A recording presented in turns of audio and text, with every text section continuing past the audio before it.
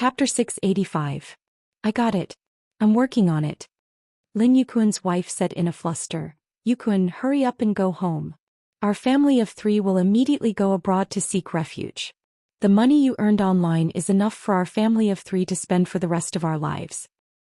When the police relax, we'll leave immediately, Lin Yuquan promised. But could he still leave? Special Assistant Su was quietly guarding Lin Yuquan's door. Soon Lin Yuquan's wife packed a big bag of things. After comforting her daughter, she took advantage of the night to carry the things to the underground parking lot and went straight to the beach. Su Che drove behind her without batting an eyelid. He watched as she carried the black cloth bag to the beach and stuffed a lot of stones into the bag. Seemed that she did have some brains. She actually knew that she was afraid that the bag would float to the surface of the water. Seeing this opportunity, Xianxia gestured for Su Che to get out of the car and reel in the net. Su Che received the order and rushed forward. He stopped the black bag in front of Lin Yuquan's wife. When Lin Yuquan's wife saw this, she screamed in fear. What are you doing? Su Che carried the bag and walked in front of Xianxia. Only then did Lin Yuquan's wife notice Xianxia under the tree. Zhou Xian? Shouldn't Mrs. Lin be accompanying your husband in the hospital so late at night? Lin Yuquan's wife suddenly panicked, especially when she saw that the bag was in Xianxiao's hands. Please return the bag to me. Please, Zhou Xian, this is very important to me. Please. You shouldn't be begging me, but them. After Xianxia said this, he pointed at the other 2 off-road vehicles that were rushing over. When Lin Yuquan's wife saw this, her face turned pale.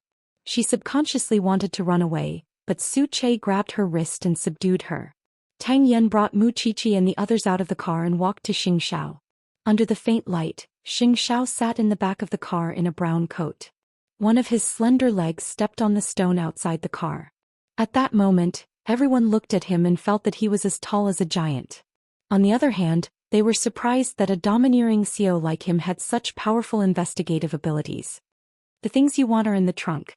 Tang Yan asked Officer Long to go forward to confirm and found that the black bag was filled with computers or equipment. The police almost searched the entire Jianchuan to find the computers of the 8 victims. They did not expect these computers to be hidden in the murderer's home. When Lin Yuquan's wife saw this, she could only close her eyes in despair. Take the people and the things away, Tang Yan ordered. The people and the things were all kept in his bag. Then Tang Yan walked up to Xianxia and extended his hand. Thank you for taking care of me again, Zhou Xian. Xianxia looked at Tang Yan's outstretched right hand and smiled faintly. Captain Tang, you know why I'm helping you. Then, it all thanks to Qiqi. I'll leave the rest to Captain Tang. I hope that when the truth comes to light I'll let you know. After all, Zhongting is a sanctuary. I have to get the public relations department busy. Shao T up. Comma up. Shao up, up. Of course I will to the company. Of the company of youth the same. Of the company. Everyone retreated and Mu Qiqi got into her car. Only then did Officer Long dare to sigh. Isn't this Zhou Xian too amazing? At this time Officer Long finally dared to sigh. Isn't this Zhou Xian too amazing? Why do you think that idiot Mu Qiqi is so obsessed with a man? Feng Shanshan snorted and pointed at her head. Because he has a terrifying brain. Why do you think that idiot Mu Qiqi is so infatuated with a man? The scene of Captain Tang and Zhou Xian together just now was so shocking. A powerful man indeed has an amazing magnetic field. Feng Shanshan could not deny this. Xianxia was used to being strong, so Feng Shanshan did not find it strange at all. What surprised her was that when Tang Yan and Xianxia stood together, they actually gave off an oppressive feeling that they were evenly matched. In the night, 3 cars sped back to the police station. Su Che drove behind the 2 police cars. Sheng Zhao's secretary sat beside him, not daring to move. Quick, tell me about how you solved the case. I'm dying of curiosity. Xing Xiao hugged the woman who was jumping up and down and pressed her hands down. You'll know when we get to the police station. Is there anything you can't do? Mu Qiqi almost knelt down and offered her knees to Xing Xiao. This man was indeed invincible in everything he did. Xing Xiao reached out and plucked the leaf that had fallen into Mu Qiqi's hat. His expression was very calm. I can't give birth. Even if you can, I can't bear to. It'll damage your wise and divine image.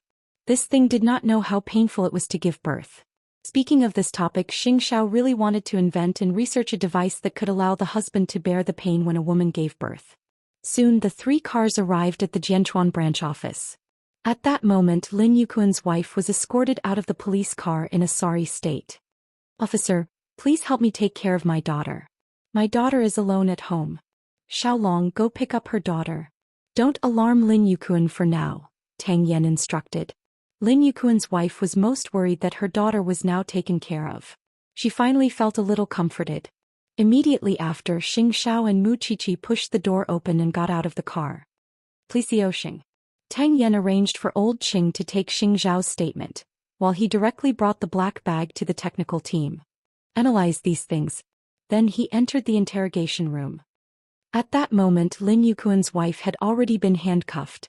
Her expression was very anxious, as if she still wanted to struggle. However, Tang Yan directly placed the photos of the 8 dead people in front of her. "I know you're still brewing. It's okay. I'll wait for you to speak." "Officer, I want to see my daughter. These 8 people also want to see their relatives. Who should they look for?" Tang Yan tapped his fingers on the table and asked Lin Yuquan's wife. "They committed suicide. It has nothing to do with us." "Really? It looks like you're not ready to explain." "I said it's okay. I can wait for you. But I hope that when you speak again you'll explain the details of the crime. Otherwise, how will you have the face to see your daughter? 8 people in their prime lost their lives because of your trashy scam website. You even deprived them of their last dignity and put them on the internet for people to watch. Are 8 lives that light to you?" Lin Yuquan's wife burst into tears. "We didn't want to kill them. That was their own choice." Chapter 686. "I want to see Lin Yuquan. Otherwise I won't say anything." "Up to you." After Tang Yan said that, he walked out of the interrogation room. This was because he knew very well that Lin Yuquan and his wife had no humanity at all to be able to look down on 8 lives. They were just demons who ate human corpses and bones. This kind of person was usually cruel and antisocial. Moreover, their psychological quality was extremely strong. They could constantly deal with you. "Is she not willing to say anything?" Feng Shanshan saw Tang Yan come out and quickly went up to ask. "I'll go to the technical department first and see what they've researched." Tang Yan's expression was a little cold. Feng Shanshan knew that he was in a bad mood, so she nodded. "Go ahead." Looking at Lin Yuquan's wife's appearance, she was really delicate and graceful. No one would have expected such a person to be one of the suspects in the crime of fraud. Soon, Officer Long brought Lin Yuquan's daughter to the police station. When Lin Yuquan's wife saw this, she immediately burst into tears. Even so, she gritted her teeth and refused to say a word. Murder? Fraud? Cybercrime? None of this had anything to do with her. She seemed to be an innocent woman. She had been brought here by the vicious police and endured inhumane torture. She had even been separated from her daughter. At this moment she must be thinking like this. Xin, if you refuse to confess, you won't be able to hug your daughter," the interrogating police officer said. "I'm innocent. You police officers arrested me randomly. Those 8 children committed suicide on their own. What does it have to do with me? I want to see my daughter. Let go of me. If it weren't for my current identity, I would really want to slap her and hit her against the wall. I can't even buckle her down." Feng Shanshan almost went crazy with anger when she saw this. "There's no need. After being arrested, criminals always have to act shamelessly. They have to pretend to be innocent, put on an act, and pretend to be pitiful. Aren't these all their tricks?" Mu Qiqi crossed her arms and said, "Don't worry. The dead really can speak. Look, the evidence that Lin Yuquan's wife wants to destroy is the best last words left behind by the dead." "How did your man find all this evidence? I want to know too." Mu Qiqi shrugged. At the moment, Xing Xiao was taking his statement in the break room of the police station. To tell the truth, the police felt that they had never entertained such a noble man. But very quickly he explained the cause of the matter and gave the police what they wanted to know the most. After old Qing heard this, he could not help but sigh. "Piao Xing, it's really a waste that you're not a criminal police officer. When my business can't continue, I can consider giving it a try." "Piao Xing, are you kidding me?" Old Qing scratched his head in a daze. "Everyone knows that you're a business genius. Are you done recording?" "It's over. It's over. Piao Xing, you can leave now."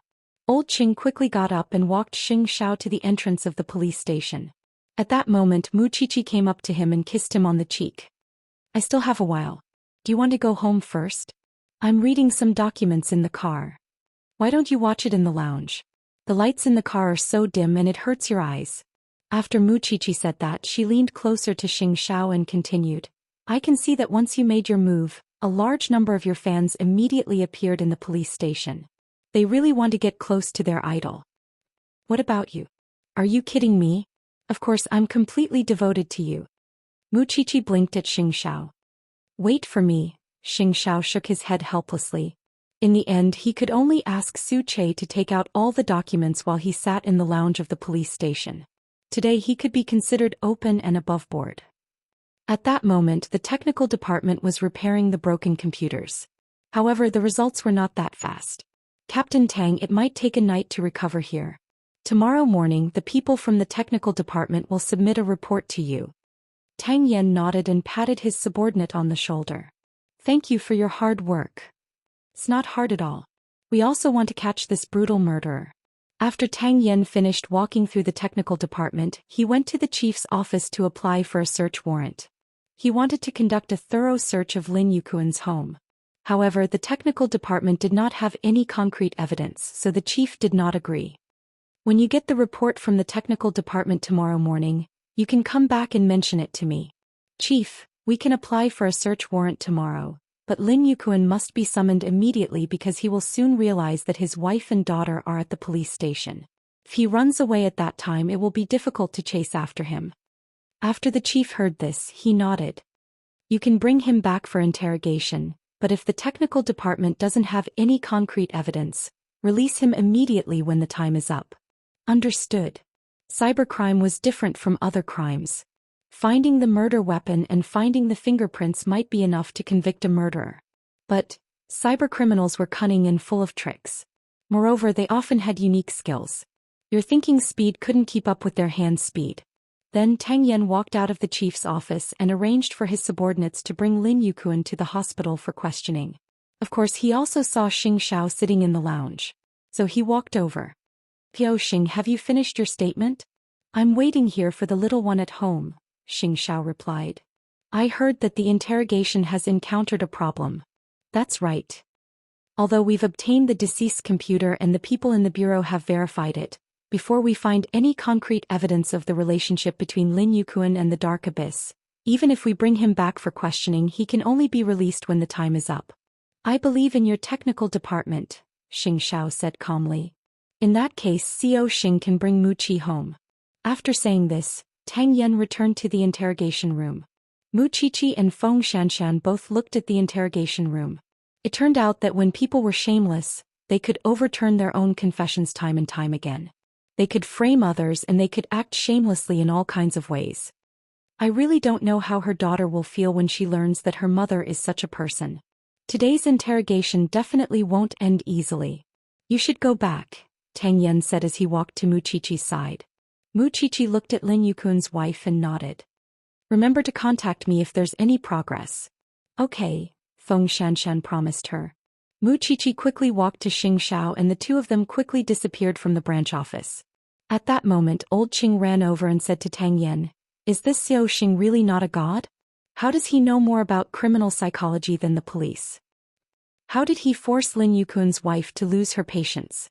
Comfort, inducement, psychological suggestion. Through these methods he successfully planted a shadow of fear in Lin Yuquan's wife's heart. With a few words he managed to get important information from Lin Yuquan's daughter. He can practically read minds. Chapter 687. After the two of them left, while waiting for Lin Yuquan, Tang Yan walked to Lin Yuquan's daughter's side. He looked at the little girl standing helplessly on the stool and waiting. This was also a breakthrough. Realizing this problem, Feng Xianxian quickly stood in front of Tang Yan and said only 2 words, "Let me do it." Tang Yan was stunned for a second and nodded. "Don't scare her. I'm a girl." Hearing Feng Xianxian's words, Tang Yan finally couldn't help but smile because he had to tell the truth.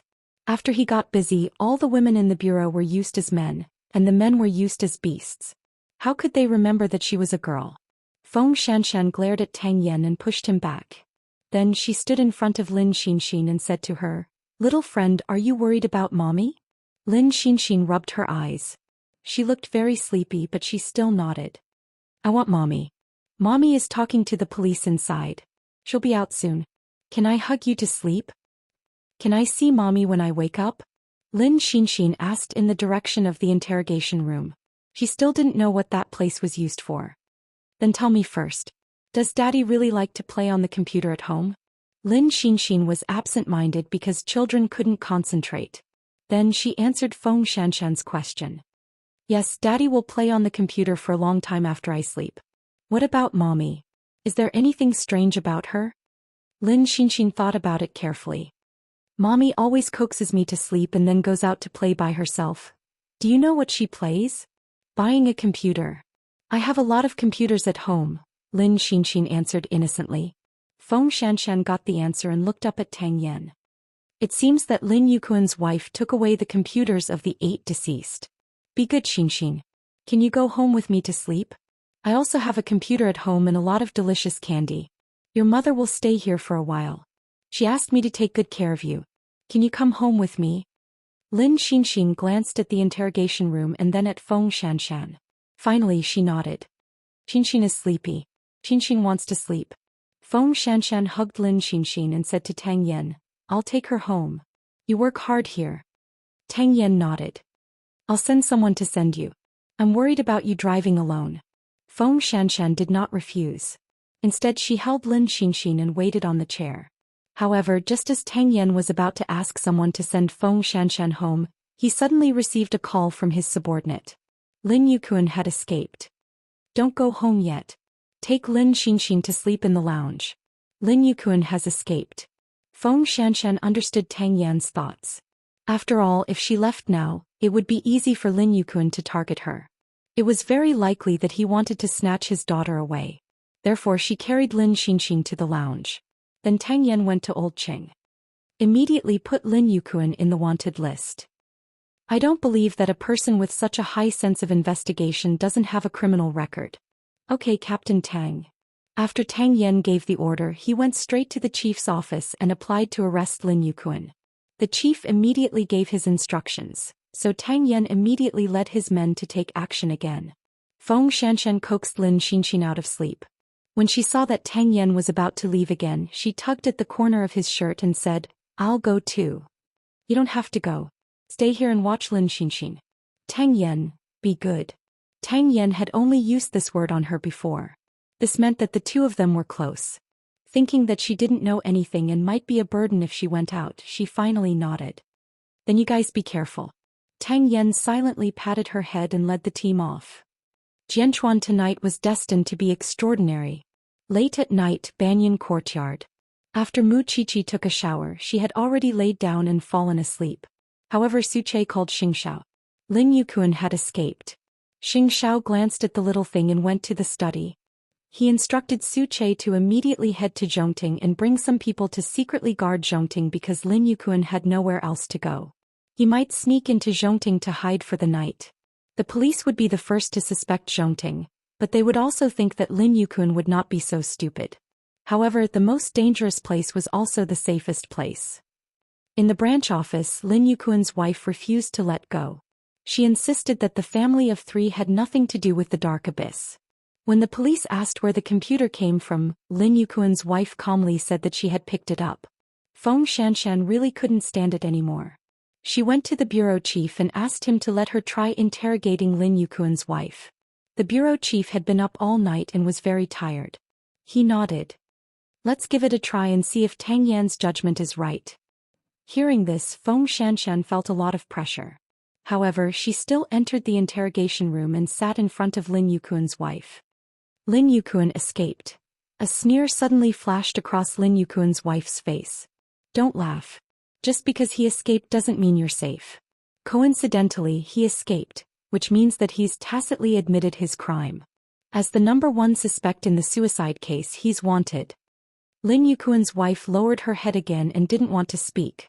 "Your daughter told me that you were the one who retrieved the computers of the 8 victims. How did you get them back?" "I don't know what you're talking about." Feng Shanshan raised her hand and looked at her wristwatch. There are still 5 hours before dawn. The people from the technical department have already repaired 2 computers. If you don't speak now, you'll completely lose the chance to fight for a reduced sentence. This has nothing to do with me. Those 8 children committed suicide. You have no right to convict me. As a woman, you should have noticed that Luo Mingxian took the wrong computer, right? You definitely didn't dare to tell Lin Yuquan about this. Feng Xianxian relaxed her posture and stared at Lin Yuquan's wife. Before Luo Mingxian died, he found someone to repair the computer. However, because he was threatened by you, he panicked and took the wrong computer. Even so what? You don't have any evidence. That's right. When the computer was brought back, it had already been remotely cleared. However, unfortunately, the police found an encrypted folder in Luo Mingxuan's computer. Lin Yuquan's wife's expression began to change subtly. You're lying. Believe it or not, I'm guessing that the next 7 computers have all been handled in the same way. But since they've been handled, why did you rush to destroy them? I've been thinking about this. Chapter 688. Alright, let's not talk about what you're panicking about for now. However, Lin Yuquan has obviously abandoned you.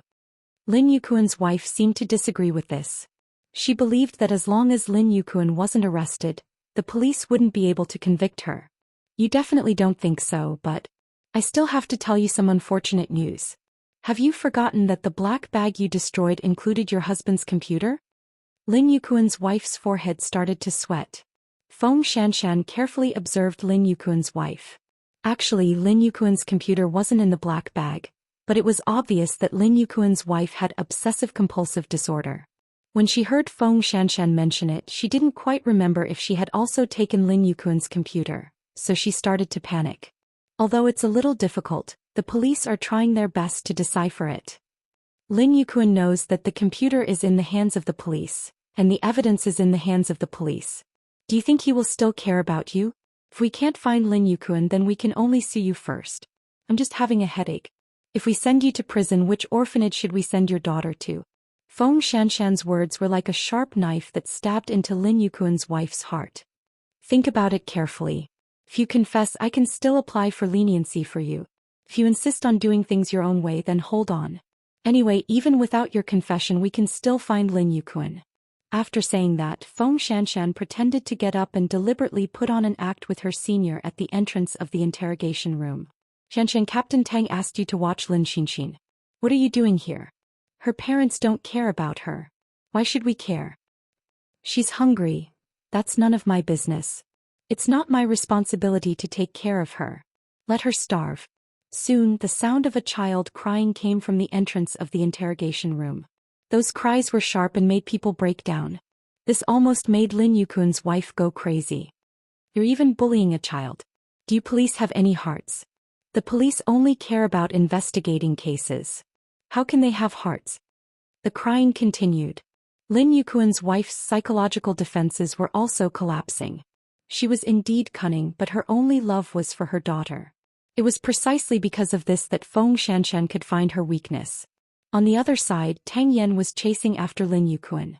After leaving the hospital, Lin Yuquan had disappeared. Moreover, he had deliberately avoided the surveillance cameras. One could imagine how strong his anti-surveillance awareness was. He did want to hide in Zhongting for a night, but it was a risky decision because he knew how smart Xianxia was. Would Xianxia let him off after causing such a huge ruckus in Zhongting? Therefore, he directly took a taxi to the mountainous area with complicated terrain. The driver had originally complained that he did not want to go to such a remote place in the middle of the night. However, Lin Yuquan had a weapon in his hands, which was equivalent to threatening the driver. Halfway through, he received a call from Old Cheng. Captain Tang, Lin Yuquan has another identity. His name is Leng Wenjie. He served 2 years in prison for endangering network security. After his release, he used this identity to do business in H City. He has a lot of unknown income under his name. Follow the clues and continue to investigate. Therefore, Lin Yuquan used this identity to establish the Dark Abyss and used another identity to secretly launder money. Get someone to interrogate Lin Yuquan's wife. She has to confess even if she doesn't want to. This was probably the legendary saying that a cunning rabbit has 3 burrows. When Lin Yuquan's wife heard the news and knew that the police had even found out about Leng Wenjie, She also knew that there was no need to persist. Most importantly, she had been tortured by the child's crying for an entire hour. I was the one who took the computers of the 8 victims. That's right. Yukun used remote control to hack into their computers and used viruses to continuously coerce the 8 people to use their lives to pay off the debt. That's because some perverts abroad like to watch this live broadcast. Feng Xianxian and another police officer sat among them and listened to Lin Yukun's wife's desperate words. They couldn't stand the coercion and agreed to commit suicide. They also went to the agreed place, put down the computer, and then went to the assembly point to commit suicide. We provided the method of suicide for them to choose. We chose the assembly point a few days in advance. Usually we chose a rented house. We also installed pinhole cameras inside. After the live broadcast, we emptied the camera's storage.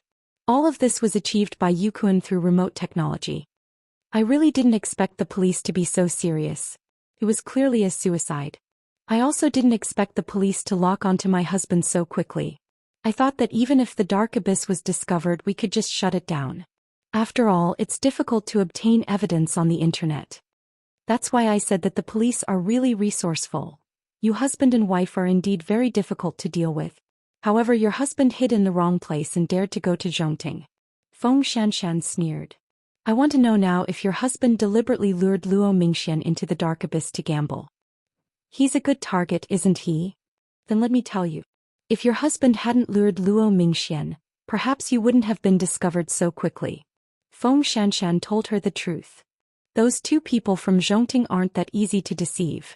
Feng Xianshan pointed at Xianxia and Mu Qiqi. Your daughter is still so young. If she knew that her parents were actually murderous villains, I don't know how she would face you in life in the future, Feng Xianshan said sternly. Have you ever felt guilty? 8 lives. Aren't we used to it? Lin Yukun's wife laughed self-deprecatingly. If it weren't for their greed, they wouldn't have been tempted by us. Other people's greed is not a reason for you to despise other people's lives. If one day your daughter is treated like this, how would you feel? Wei Ling, your death is not to be regretted. Really, I just pity your daughter. The interrogation of Lin Yukun's wife went very smoothly. She had already explained everything that needed to be said. The chief immediately gave important instructions and issued a wanted order until Lin Yukun was arrested. Tang Yan had not slept for a day and night. Other than tracking down Lin Yukun's information, he also went to Lin Yukun's home to search. This time he really found Lin Yukun's computer. Now he had all the evidence he wanted. Feng Xianshan told Tang Yan to rest. After all, his health was also very important. However, at this moment they also saw the image of Officer Gao leaving in a car. I really didn't expect that cybercrime would have to rely on people like you who don't understand the internet to run to the truth. Chapter 689. Tang Yan, although I don't want to admit it, you're still so charming. If you get tired of this little girl one day, my arms will be waiting for you. This was the last provocation from Officer Gao. I told you I like young ones. With that, Tang Yan turned around and went to the lounge. You'll grow old too, Officer Gao said to Feng Xianshan. What should I do? I asked him the same question, but he told me that when I'm old, he'll already be an old man and I'll still be his girl. Officer Gao snorted coldly and drove away. Although she was very unwilling, a loss was a loss. She came with her head held high and left with her tail between her legs. It really made people feel dejected and depressed. In one night, the case progressed at lightning speed. When Mu Qiqi arrived at the branch office, all her questions had been answered. Now all that was left was to hunt down Lin Yukun. Wei Ling has already explained the place where the computer was collected and other details. Now we're just waiting to arrest Lin Yukun. I feel like I've slept for a whole night and missed a lot of things. Mu Qiqi felt that it was a pity. What's there to feel pity about? You noticed Lin Yukun and your CEO discovered Wei Ling. You guys provided the key to solving the case. Didn't you also successfully pry Wei Ling's mouth open? Mu Qiqi laughed. I think after you followed Tang Yan, you've really loved your family and your country. You've turned over a new leaf. Get lost. Luo Mingxuan's uncle has rushed over from another place. He's in the autopsy room now. Do you want to take a look? Mu Qiqi nodded and went to the autopsy room with Feng Xianshan. Luo Mingxuan's uncle was dressed in clean and tidy clothes with a leather bag on his shoulder. He wore a pair of black-rimmed glasses and looked like an honest businessman. When he saw his nephew whom he had doted on for a long time, he couldn't help but feel sad. This child left just like that. How am I going to explain it to his aunt? Mu Qiqi didn't dare to go in. She stood outside the door with Feng Xianxian. Anyone would feel sad to see such a scene. Luo Mingxian was led into hell by Lin Yuquan. Luo Mingxian should have had a beautiful life, but he was too close to the devil. He wasn't Lin Yuquan's target. I should let Lin Yuquan have a taste of being forced to commit suicide. After Mu Qiqi said that, she mustered up her courage and entered the autopsy room. Soon Tang Yan received news that a body was found in the mountains near Jianshuan. It belonged to a taxi driver from a company. After the police's investigation, they discovered that the suspect, Lin Yuquan, had hijacked a car and escaped. He had even killed the driver to silence him. After carefully studying Lin Yuquan's escape route, Tang Yan decided to send the police to catch him. He had almost mobilized the entire police force in the branch. However, halfway there, Tang Yan suddenly heard something. The taxi driver's body was thrown on the side of the road without any concealment. This meant that Lin Yuquan was in a hurry when he escaped. However, this was not in line with Lin Yuquan's personality. He had left such an obvious mark. So before entering the mountain area, Tang Yan suddenly said to Xiaolong, "As the vice-captain, you lead the team to continue the chase. I'll turn around and return to the police station." "Captain Tang? I suspect that Lin Yuquan wants to take away the strength of the police force and then attack the branch office. Otherwise, he wouldn't have caused such a big commotion and left behind such important clues." After they left, there were not many elite backbones left in the branch office. If Lin Yuquan really thought of a way to sneak in, the consequences would be unimaginable. "Okay, I'll listen to Captain Tang's orders." Tang Yan turned around and immediately returned to the branch office. At that moment, the express delivery belonging to the branch office arrived at the entrance. "This is Captain Tang's package. Someone come and sign for it." When Feng Xianxian heard that it was her man's, she was puzzled because Tang Yan never bought anything online. So she walked over and asked the courier, "Where did this come from?" "I don't know either. A customer asked me to deliver it." The courier was also very innocent. "Anyway, hurry up and sign for it. I still have to rush to deliver the next order." Feng Xianxian looked at the package in his hand warily and immediately called the other people in the police station. "How about this? Put it on the ground first. I'll sign for your order and you can leave." "Okay." The courier put down the item and waited for Feng Xianxian to sign for it. He did not realize that there might be something dangerous inside. When the courier was about to leave, Feng Xianxian grabbed his arm and said, "Let me give you a piece of advice. In the future, if someone wants to send something to the police station, don't accept the order." The courier suddenly understood what Feng Xianxian meant. A trace of surprise and fear flashed in his eyes as he ran away. Then Mu Qiqi and the others arrived at the entrance of the branch office and looked at the package on the ground. "Evacuate everyone immediately," Old Qing immediately said to the people in the hall. "Tao." This was the first time Mu Qiqi and Old Qing had encountered such an urgent and dangerous situation. They quickly went to inform everyone to evacuate from the branch office. At that moment, Tang Yan returned from outside. "Captain Tang, don't come in," Old Qing said, sweating profusely. "The people from the bomb disposal team will be here soon." Tang Yan saw the package on the ground and also looked at the lawn behind the branch office. Fortunately, this was not a bustling area. "We can't wait for the bomb disposal team." The beeping sound was like a life-threatening talisman, pulling at everyone's nerves. Therefore, Tang Yan walked to the package and said to Old Qing, "Give me the knife." "Captain Tang, trust me, give me the knife." Old Qing did not know about Tang Yan's undercover experience. At that time in the deep mountains, the only thing he had learned from the drug dealers was demoning and defusing bombs. Old Qing sighed and handed the knife to Tang Yan. Tang Yan opened the box and saw the true appearance of the bomb. Old Qing, after evacuating everyone, immediately pay attention to Lin Yuquan's movements. He must be around and waiting for an opportunity to take advantage of the chaos.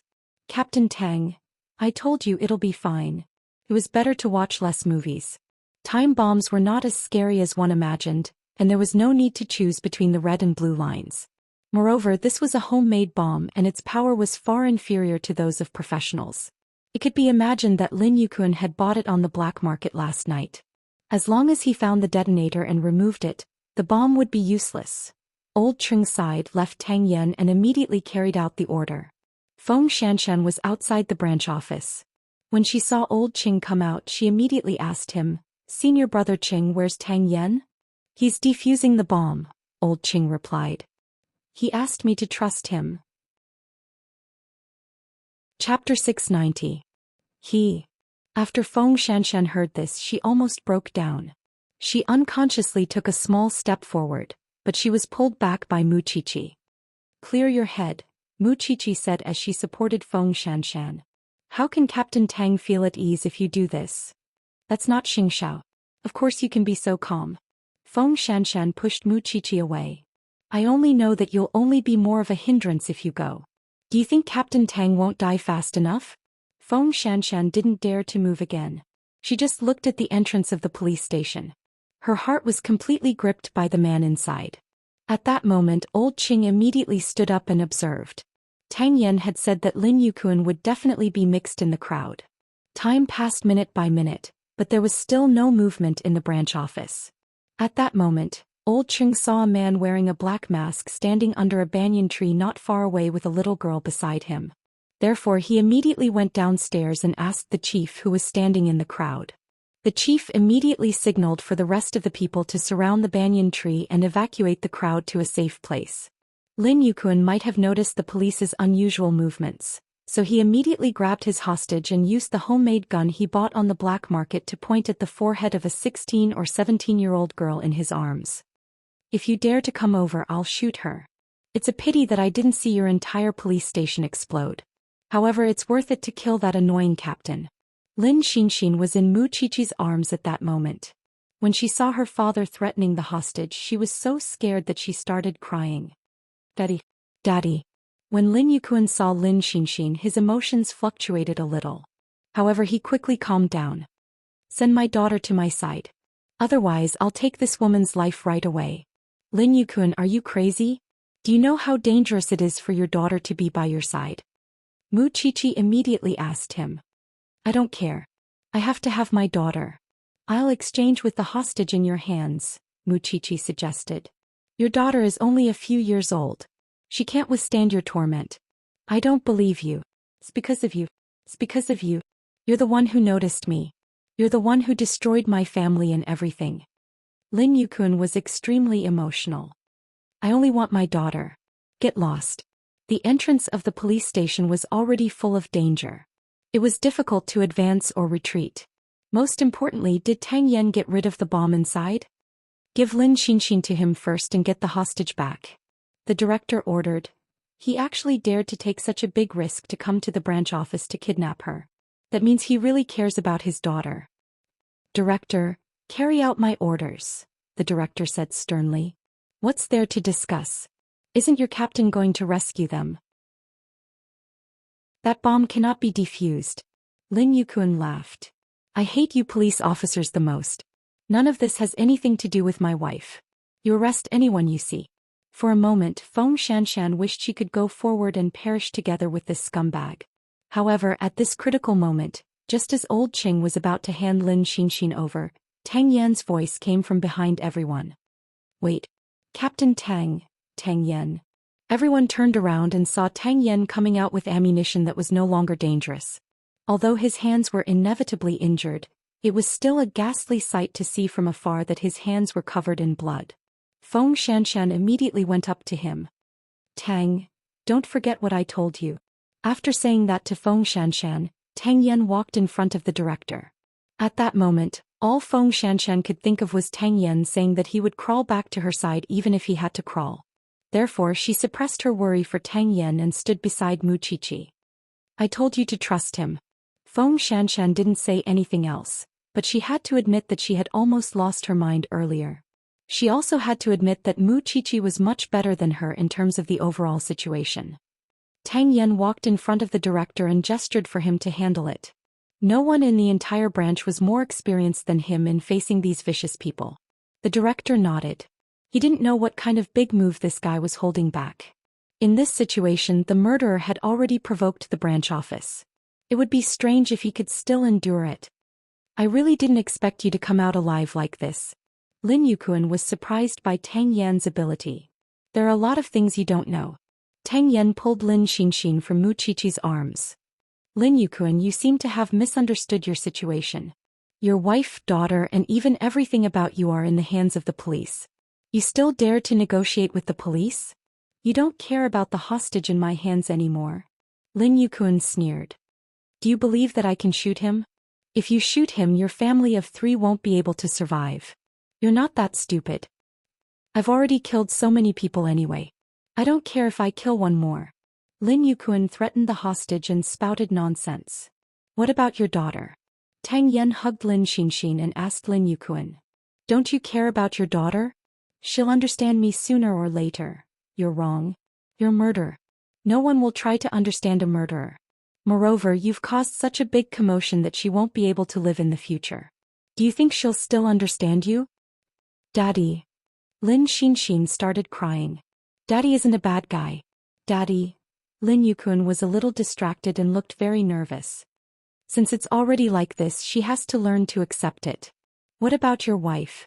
What you're doing is equivalent to sending her to hell. How can you bear to do that? My wife. Where is my wife? At the mention of Wei Ling, Lin Yukuan immediately looked around. The moment he turned his head, the sniper immediately attacked and shot Lin Yukuan in the neck, causing him to fall to the ground instantly. Tang Yan. Chief, this is just anesthesia. I'm sorry I didn't report it to you beforehand. I can understand. It's an emergency. You make the arrangements here. After the chief said this, he immediately ordered his men to eliminate the security risks at the police station. Although Lin Yukuan had fallen to the ground, the girl he was holding did not dare to move. I have a bomb on me. Tang Yan gestured for the rest to evacuate immediately and then went forward. Don't be nervous. I'll definitely let you be safe. In the blink of an eye, he was in front of the bomb again. Feng Xianshan felt that if she followed this man, her heart would stop beating sooner or later. Captain Tang, I'm fine. Tang Yan gestured for her to sit down and comforted her. Don't worry, I know how to defuse the bomb. I'll save you. Chapter 691. Everyone held their breaths, especially Feng Xianshan. She had been in the building just now, but now she was on flat ground. As long as she was at a safe distance, she could see Tang Yan. For dozens of long seconds, her heart was beating faster than her heart. At that moment, the girl could clearly see Tang Yan's hands trembling, so she comforted Tang Yan instead. Brother police, it's okay. Just do whatever you want. If I really die from the explosion, I'll blame it on my bad luck. If I survive, I'll definitely pester you to marry me in the future. The little girl was quite optimistic. You probably won't die, but I won't marry you because I already have a girlfriend. With that, Tang Yan threw the defused bomb into the open space and handed it to the bomb disposal team to deal with. Then he helped the girl up and handed Lin Yukuan to his colleague. At that moment, Feng Xianshan could not hold it in anymore. She went forward and hugged the man's waist. There were so many people around, but Feng Xianshan could not care less. Tang Yan was stunned for a moment, but he did not resist. In such an emergency, he was always used to rushing to the front and did not take care of Feng Xianshan's feelings. I'm fine. You're fine. I was scared half to death. Something really happened to you. Who would be able to take it between the professor and me? Feng Xianshan rarely cried, but at that moment her emotions were complicated. She could only use tears to express it. Tang Yan hugged her and comforted her for a moment, even though he knew in his heart that his relationship with Feng Xianshan could no longer be hidden in the future. Captain Tang and Xianshan are a couple. When did this happen? These two are still playing in the dark? To be Captain Tang's woman, just thinking about it makes me feel good for Xianshan. Let me tell you, Captain Tang's nose is big and straight. He must be very strong in that aspect. After the crisis was resolved, the men started gossiping. Moreover, they even said some dirty jokes. However, Mu Qiqi looked at the scene not far away and laughed. That bastard Lin Yukuan had finally been caught, even though he had caused such a big mess before he was arrested. Soon, the Jianchuan branch office announced that the mass suicide case of teenagers that had lasted for a few days had been solved. Of course, the matter of Lin Yukuan carrying ammunition to the police station to provoke them was also exposed by the news. While Feng Xianshan and Mu Qiqi were lovey-dovey, What she did not know was that she was about to be in big trouble. After Lin Yukuan was arrested, everything became smooth because the police were able to fully grasp everything about the dark abyss. This bastard. In the early years there were still some people who lost their lives. It's just that technology wasn't developed at that time, so it was hard to find the real culprit. Now that we've caught this bastard, it's enough for him to be shot 10 times over. I'll leave the rest to you. Tang Yen patted his colleague's shoulder. I still have to go to the director's office to apologize. If it weren't for Captain Tang today, many people would have died here. I really didn't expect you to know how to defuse bombs. Tang Yen did not explain and went straight to the director's office. Director. Okay, I understand what you want to say. Now go and look at your hand. You're going to get married. Why are you still rushing forward so recklessly? Tang Yen did not say anything else and walked out of the director's office in a relaxed mood. Feng Xianxia was waiting at the door, her eyes red. Captain Tang, she's so worried about you. Don't you have anything to say? Officer Long could not take it anymore and pushed Feng Xianxia. Tang Yen caught her and said to everyone, Everyone, you've worked hard. When the case is completely over, I'll treat you to a meal. But today you want to eat? The two of you actually didn't tell anyone about such a big thing. When the time comes, you have to explain it in detail. Captain Tang, you've been a straight man for 10,000 years. I can't believe you can still find a girlfriend. Tang Yen did not agree. He let Feng Xianxia support him and the two of them walked out of the branch office. The group of people were envious. However, he was the captain with outstanding ability. He was tall and mighty, and he was also a hero who saved the world. It was normal for girls to like him, so they could not be envious. At this moment, senior brother Long poked Mu Qiqi's back. Don't look at him. Your family is here too. At this time, Mu Qiqi frowned. Sure enough, she saw her man's car parked at the entrance of the branch office. Mu Qiqi packed her things and walked out, only to see Xianxia with a very cold expression. Xiao, I don't want to talk to you now, Xianxia said directly. School is about to start. You don't have to report to the branch office every day. Mu Qiqi was stunned. He was very nervous. She suddenly understood why this man who had always doted on her was really angry. Therefore, although she felt very uncomfortable, she obediently shut up and did not say a word in front of Xianxia. Soon Xianxia sent her home. But after throwing her home, he went straight to Zhongting. Mu Qiqi looked at her man's back as he left and began to reflect. Was she too complacent? This was the first time in so many years that Xianxia had really given her a hard time, even though she felt that she deserved it. Qiqi, you're back so early today? When Mama Xing saw Mu Qiqi in the living room, she quickly went up to her. I just saw 8th brother. Where's he? He left again. Mu Qiqi sighed. Mommy, Xiao seems to be angry with me. Tell Mommy what's the reason. What Mu Qiqi could think of the most was that when she was facing Lin Yukuan today, she had offered to exchange hostages. At that time she had said it casually out of instinct to protect the child. It was just that she had once promised Xianxia that she would not let herself fall into danger. Today she actually took the initiative to court death. You know better than us how much 8th brother cares about you. Letting you be a forensic doctor is already breaking his limit. Xiaoqi, Mommy can't help you with this matter. I'm sorry, Mommy. It's my problem. Mama Xing patted Mu Qiqi's shoulder.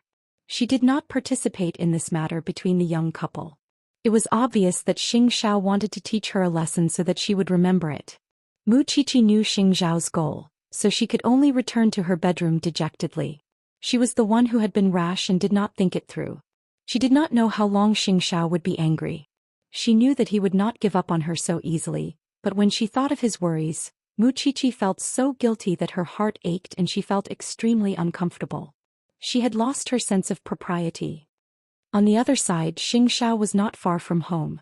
He had to teach the little one a lesson. Recently she had become more and more complacent. She dared to go to any occasion and take on any kind of trouble. Chapter 692. The case was solved and Tang Yen kept his promise. After going to the hospital with Feng Xianxia to treat his wounds, he returned to the police station to treat everyone to a meal. Seeing that Mu Qiqi was not around, Feng Xianxia immediately called her. Come out for dinner? No. Mu Qiqi rejected, feeling a little dejected. I have something to do at home. About your big CEO? It has nothing to do with you. Hurry up and go be intimate with your Captain Tang. Muchichi hung up the phone in a bad mood. Then she leaned against the dressing table in the bedroom and looked at herself. It was 9 o'clock in the evening. To be precise, it was 9:15. Usually, the man who should have been home was nowhere to be seen today. Was he that angry? Muchichi thought about it, put on her coat and took a car to Zhongting. When the secretary saw her entering the hall of Zhongting, she wanted to go up and greet her, but Muchichi did not let her. Where's Xiao? He's still in a meeting. The police have made Lin Yukun's matter public. Zhongting is also cooperating with PR, so the CEO is still dealing with the aftermath. Then I'll wait outside. You don't have to bother with me. Go ahead. Muchichi's attitude was that of a child who had done something wrong. I don't need to call the president? No need, I'll wait for him outside. She was angry, so she didn't have the guts. To be precise, Xianxia had never really been angry with her. So she did not know if this man would fall for her coquettish act. It's good. If you need anything, just let me know. Muchichi nodded and sat on the sofa. She had thought that Xianxia would not have to wait until 11 or 12 o'clock to deal with the aftermath. She did not expect that she would have to wait for 3 hours. Usually Xianxia gave her too many privileges because he spoiled and loved her. Now that he was suddenly angry, she felt as if she had returned to the past when she had a crush on Xianxia. He had to be careful in everything. She had always known that she was fearless because of Xiaoxiao's love. She never thought that he would be so distant and cold. She felt wronged as she thought about it. At 12:15, Xianxia finally put on his coat and walked out of the CEO's office. Then he saw the secretary pointing at the sofa outside the office. Xianxia turned, his brow furrowing in an instant. Because Muchichi was sitting on the sofa with tears in her eyes. He was about to cry. Madam has been here for 4 hours. She wouldn't let me call you. Was he playing the ruse of self-injury? Xianxia raised his chin, turned around and said to his secretary, "You can go home now." "Then I'll leave first." The secretary carried her bag and quickly made space for the couple. However, Zhou Xian didn't move at all. He stared at Muchichi for a long time before asking, "Am I wrong?" "You're wrong," Muchichi said, holding back her tears. "Now that you know you're wrong, why don't you go home?" Muchichi stood up from the sofa and followed behind Xianxia. When they reached Zhongting, Muchichi said aggrievedly, "You were wrong too." Xianxia turned and looked at Muchichi. "You are the support of all my feelings, but you have learned to be angry and give me the cold shoulder. I am a self-aware person. You know that if you give me a warning, I will immediately correct myself. I will not make the same mistake a second time. However, you have suddenly given me a very pessimistic feeling.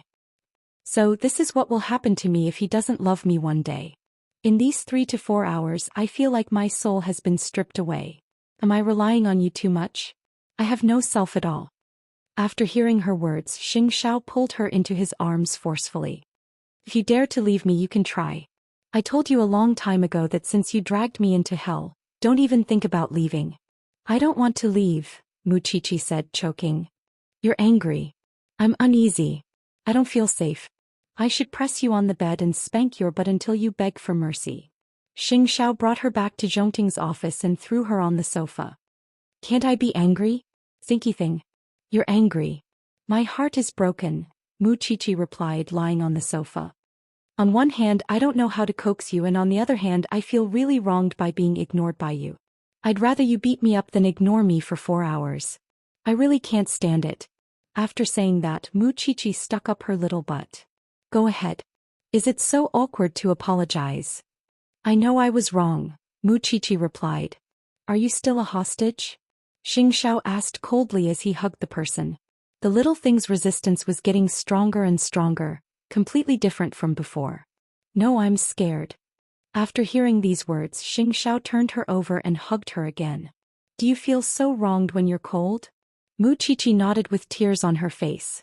"Not to mention 3 hours, even if I'm angry with you for 3 days or 3 years, you're the only thing by my side. There won't be anyone else. I'm married and I don't plan on getting a divorce. So, don't feel insecure." As Xianxia spoke, he wiped the tears from the corner of Muchichi's eyes. "However, I still didn't expect you to have such a big reaction. You blame me for not remembering your instructions. Have you ever known your place in my heart?" Muchichi asked. Xianxia choked for a moment and could only admit defeat in the end. If there's a next time, there won't be a next time, Wuxia said as she held Xianxiao's fist. I won't. Since it was so awkward to be angry, how could she be angry? Xianxia only wanted to teach this little thing a lesson, but he didn't expect it to make her so uneasy.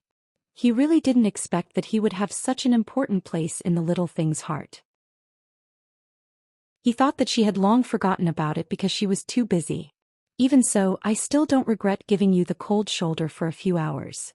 Xianxia took the opportunity to lift Wuxia's tearful chin. Because it made me see clearly how deep your feelings for me are, even though I didn't mean it. Wuxia directly bit Xianxiao's shoulder when she heard that. Xianxia smiled and pointed at his lips. Here, bite this. Are you still angry? Xianxia sighed and reached out to stroke Wuxia's hair. How can I bear to? Wuxia hugged Xianxia fiercely and deeply sucked on his scent. I don't pester you, but it doesn't mean that my feelings for you are fading. You're rooted in my heart. Nothing can surpass or compare you. Do you understand? Today at the branch office I was just protecting the weak out of human instinct. I didn't really want to show off. Just think of it as me being stupid. Although I don't regret saying that. I will work harder to learn boxing and sanda. Xiao, you have to believe me. What else could Xianxia not believe? Chapter 693. I believe you. Let's go home. Xianxia patted the little one's cheek. Wuxia took the opportunity to straddle Xianxia and take off his coat. Xianxia did not move. He just held her waist with an unclear expression. You want it. You don't want it? Wuxia looked at the man and threw the question back at him. I want to hear you say it. Xianxia looked at Wuxia with a faint smile. Shouldn't we make love after a fight? Wuxia pushed down the man's suit and unbuttoned the man's shirt. I want. Xianxia picked her up and pressed her against the floor-to-ceiling glass not far away. Since you've asked, of course I have to satisfy you. This place could overlook most of Jianchuan. Wuxia felt both excited and shy. But most importantly, she wanted to feel that this man was by her side and would never be separated from her. It was a very exciting pleasure. After calming down, Xianxia hugged her and sat on the sofa to calm down. At this moment, Wuxia was like a stray cat that had lost its owner. Her body leaned tightly against Xianxiao's chest, afraid that she would lose his warmth. Xianxia hugged her and rubbed her neck. Isn't it enough? Hug me tighter. Although I'm angry that you forgot my instructions, little one, I have to admit that I'm proud of you. Xianxia tightened his arms and carried Wuxia into the lounge. Since you don't want to go home tonight, you can sleep here. Okay, I don't want to move. Wuxia lay on the bed and fell asleep a moment later. Seeing this, Xianxia tucked the little one in. Then he quietly walked out of the lounge with his phone and called Mama Sheng. Mom, Chi and I aren't going home tonight. Did you quarrel? Mama Sheng asked Xianxia. It's more appropriate for you to be unhappy at home at 7 o'clock in the afternoon. Don't worry. Your daughter-in-law is sleeping like a pig now. Alright, I got it. Mama Sheng hung up. Xianxia hung up and returned to the lounge only to hear Wuxia murmuring, Xiao, don't be angry. Don't be angry with me. Could they still have children in the future? Definitely not. On the other side, Tang Yan was treating the people from the police station to a meal. The group of people was endless. They chased after the two of them and asked who was chasing who. Feng Xianshan rolled her eyes at the group of drunkards. Tang Yan's hand was injured. Did they not realize it at all? Senior brother Long, senior brother Qing, can you please take your hands off my boyfriend? Xianshan, how can Captain Tang stand it when you're such a tigress? Girls should be gentle and considerate. Senior brother Long hung on Tang Yan's body and said happily. I'm being mean to you guys, okay? Feng Xianshan said angrily. From the beginning to the end, Tang Yan had been drinking and rarely spoke. He would only be like this when he was relaxed. If he was vigilant, he would never touch a single drop of alcohol. Therefore, this proved that he was in a good mood at the moment. Captain Tang, what exactly did you do to win Xianshan's heart? Can you share your experience with me? Old Qing hung on Tang Yan's shoulder and cried bitterly. Tang Yan already had a girlfriend, but he was still single. It was really sad. Feng Xianshan despised these two people's understanding. How could the two of them understand Tang Yan's level of concealment? I don't know how you can find a girlfriend either, but you definitely won't be able to find one when you're hanging on me like this. Tang Yan finally spoke. Senior Brother Long, do you really think that your Captain Tang is a top 10 good man and has never had a girlfriend? Feng Xianxian couldn't take it anymore and asked the two of them. Isn't that so? Feng Xianxian shook her head. He's had more girlfriends than I can count with 10 fingers. With your meager skills, step aside. Really? Old Qing felt like he had been turned upside down. Really doesn't look like it. Ask him yourself. The fact that she could tease him about such a thing meant that Feng Xianxian really didn't mind. Tang Yan smiled. No more no less. 11. Old Qing was speechless. Officer Long said, damn, I made a mistake. Xianxian, you're still with him. You're a beast. Who hasn't had a past in life? Feng Xianxian didn't think much of it. Right, it's late. Can we go home now? I've been provoked. Let's go home. The two of them drank until they staggered. In the end, Feng Xianxian asked someone to send them away before she felt at ease. However, on the way back, Tang Yan forced Feng Xianxian to stop in the nearby forest and pulled her onto his legs. From now on, you're the only one. It was so difficult for Tang Yan to say these words of love. Feng Xianxian was immediately overjoyed. However, they were outside, so it wasn't convenient. We'll talk when we get home. I might not be able to wait. Feng Xianxian pushed him away and pressed his hand. Pay attention to your image. Wait until we get home. After saying that, she started the off-road vehicle again and went home as fast as she could. However, when she got home, Feng Xianxian found that the lock on her door had been pried open and the house had been turned upside down. Tang Yan suddenly woke up because he saw the note on the coffee table. However, he didn't let Feng Xianxian see it. This neighborhood is indeed quite old. I didn't see any movement from the property management even after a burglar broke in. I'll go take a shower first. Tang Yan propped himself up, entered the bathroom and turned on the shower.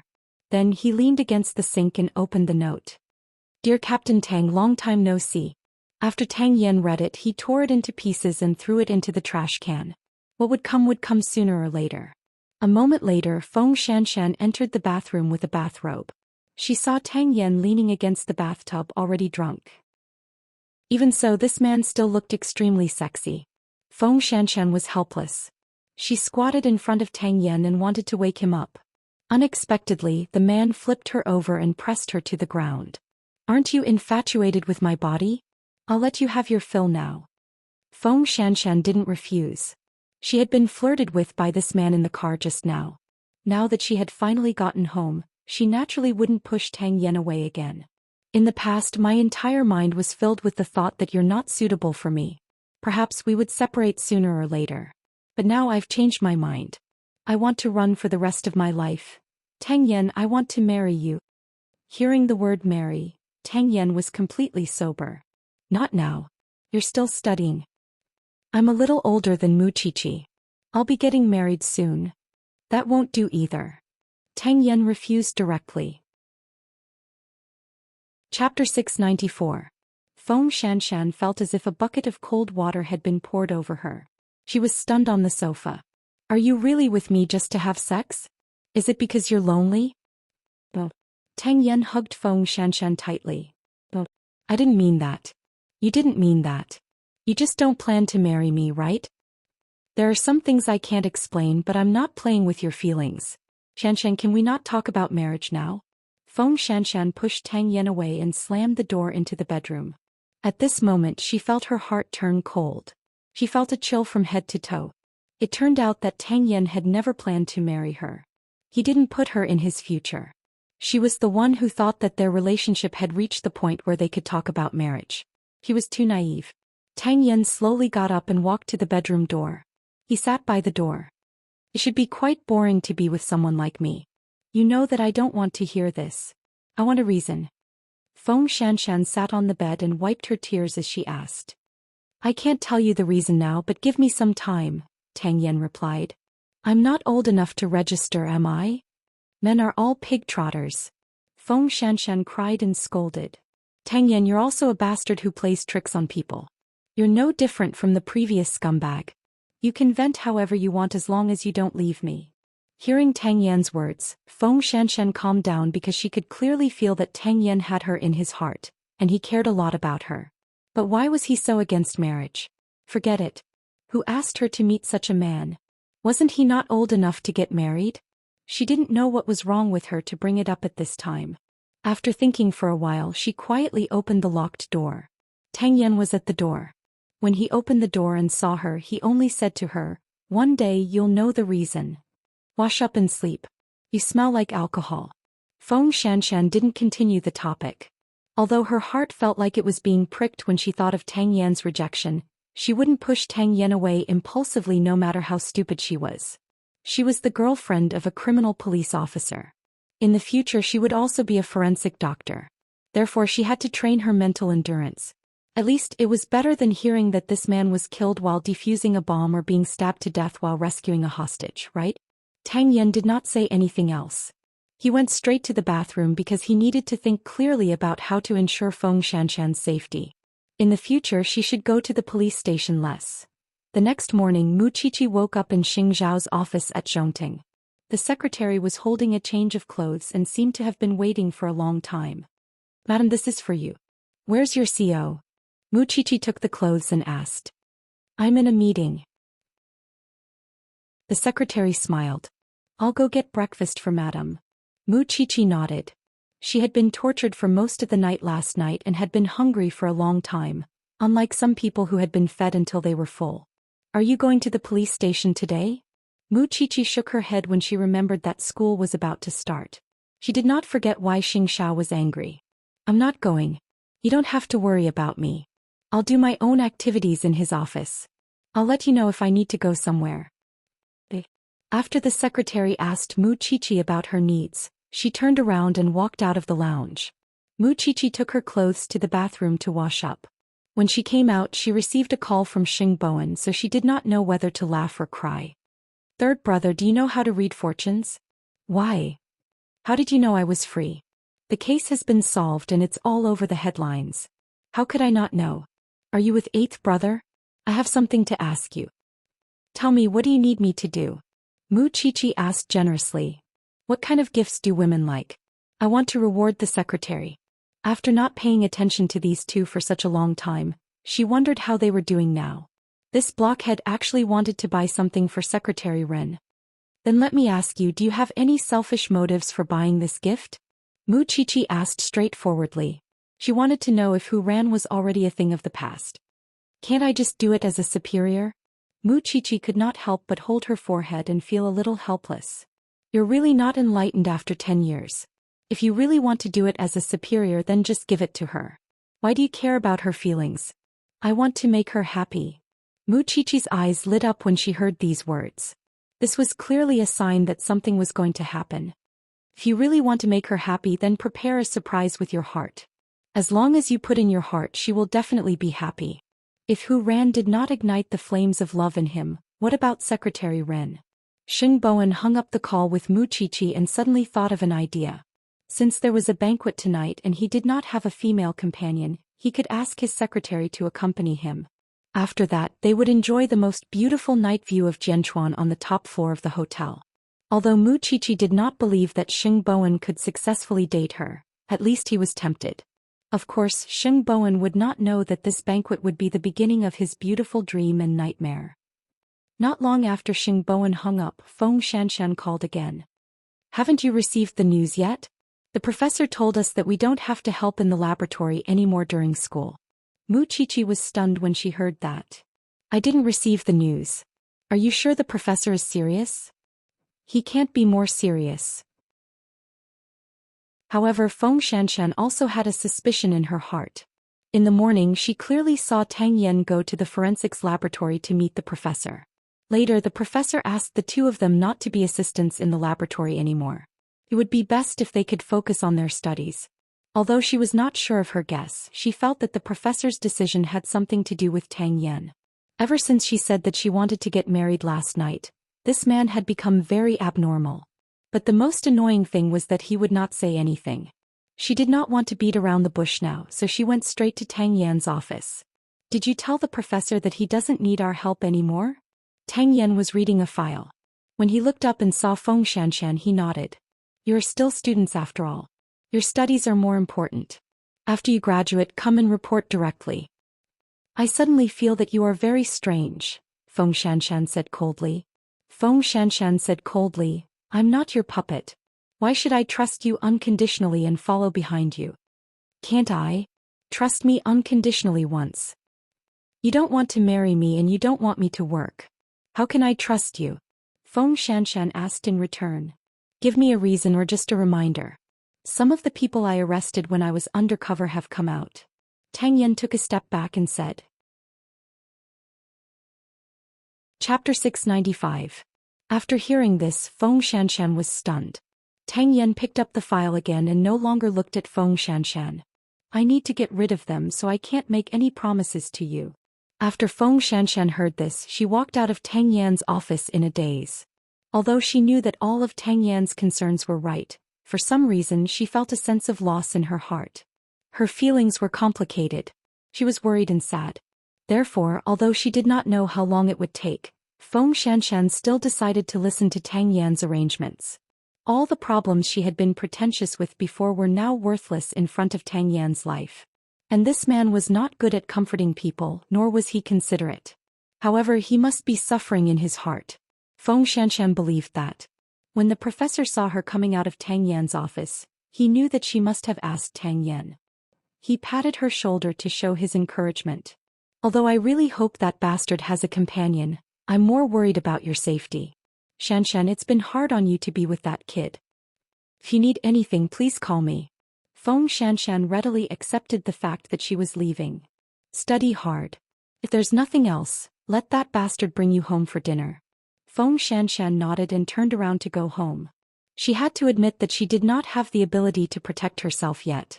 However, one day when she could take charge of things on her own, she would no longer listen to Tang Yan's arrangements. She could also be a harbor for men to rely on. Mu Qiqi still did not know the reason, so Feng Xianxian went over and met her briefly. Of course, she did not reveal what Tang Yan had told her to Mu Qiqi. She only said, Tang Yan has something to do during this period of time. Let's listen to the arrangements of the bureau. Mu Qiqi knew that the reason would not be simple, so she did not continue asking. Anyway, we're still young. There are plenty of opportunities. You don't have to think too much. You probably don't know that what I hate the most now is the fact that I'm still young. If she had been born earlier and met Tang Yan earlier, perhaps she would not have missed so much of Tang Yan's past. Mu Qiqi looked at Feng Xianxian's hateful expression and smiled. Marry him if you hate it. Feng Xianxian gave Mu Qiqi a push and turned around to return to their home.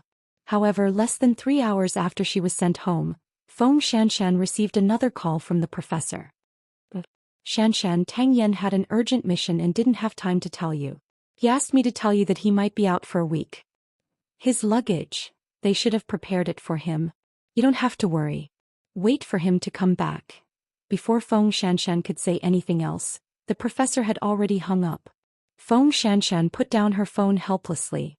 She suddenly understood how Tang Yan's ex-girlfriend felt. Because Tang Yan was really not a suitable person for marriage. Whenever you needed him, he was not by your side. How was she supposed to persevere? The scariest thing was that you couldn't get angry because even if you got cancer, he wouldn't know. Feng Xianxian felt that she should reevaluate this relationship. So she called Mu Qiqi. Want to come out for a drink? Mu Qiqi guessed that it was because of Tang Yan, so she nodded and agreed. Let's meet at the place. The two of them agreed to meet at a cafe not far from Zhongting. It was rare for Mu Qiqi and Feng Xianxian to be like normal friends. They asked each other out for tea and chat even though the two of them saw each other every day. When Mu Qiqi was about to go out, she ran into Xianxia. Behind him was a group of people in suits and leather shoes. They seemed to be her business partners. Mu Qiqi wanted to avoid these customers and leave directly, but Xianxia grabbed her. Where are you going? Feng Xianxian is not in a good mood. We'll meet downstairs. Xianxia nodded and let go. Call me when you're done. I won't go to the police station. I'm not afraid that you'll go to the police station. There's something else. Mu Qiqi nodded. I understand. Did she really think that he was so narrow-minded that he still remembered yesterday's grudge? Even if he remembered yesterday's grudge, he would not deprive the little one of any rights. He would only be unhappy in his heart. Mu Qiqi quickly went downstairs and arrived at the place where she had agreed to meet Feng Xianxian. This was the first time she saw Feng Xianxian sitting in her seat with a melancholy expression, looking troubled. Other than Muqiqi, Feng Xianxian did not have any other true friends, nor did she have anyone to confide in. What's going on? Tell me. I don't think I can hold on anymore. Feng Xianxian looked down at her nails and said, Tang Yan just left. It's an urgent mission. Even the professor called me. I'm very depressed. I don't know if I should continue to be with him. Xianxia was by her side every day. Muqiqi found it unbearable to be cold for 3 hours yesterday, let alone Feng Xianxian's long wait. You think you can't hold on, then give up. Because you know what kind of person Captain Tang is. In front of a case he almost doesn't have himself. You can also imagine that in the future when you get married and have children together he might not even show up for the wedding. So if you feel that you really can't bear not having your partner by your side, then you should make a decision early. Otherwise, it will be even more painful in the future. On the contrary, if you love this man very much, then you should endure everything. If you choose, don't complain. Although you might not get considerate care and you might not even be able to see him, since this is what you like and you want to be with him even if you have to risk your life, what reason do you need to hold on? Feng Xianxian was silent after hearing this. It was rare for her to cry in front of Muqiqi. You can't give up, right? I don't know which book I've read this sentence before. No matter how happy your love is now, you still have to be prepared to live alone at any time. School is about to start and we're very busy, okay? At most I'll introduce my Sonda coach to you, so that you won't have time to think about it.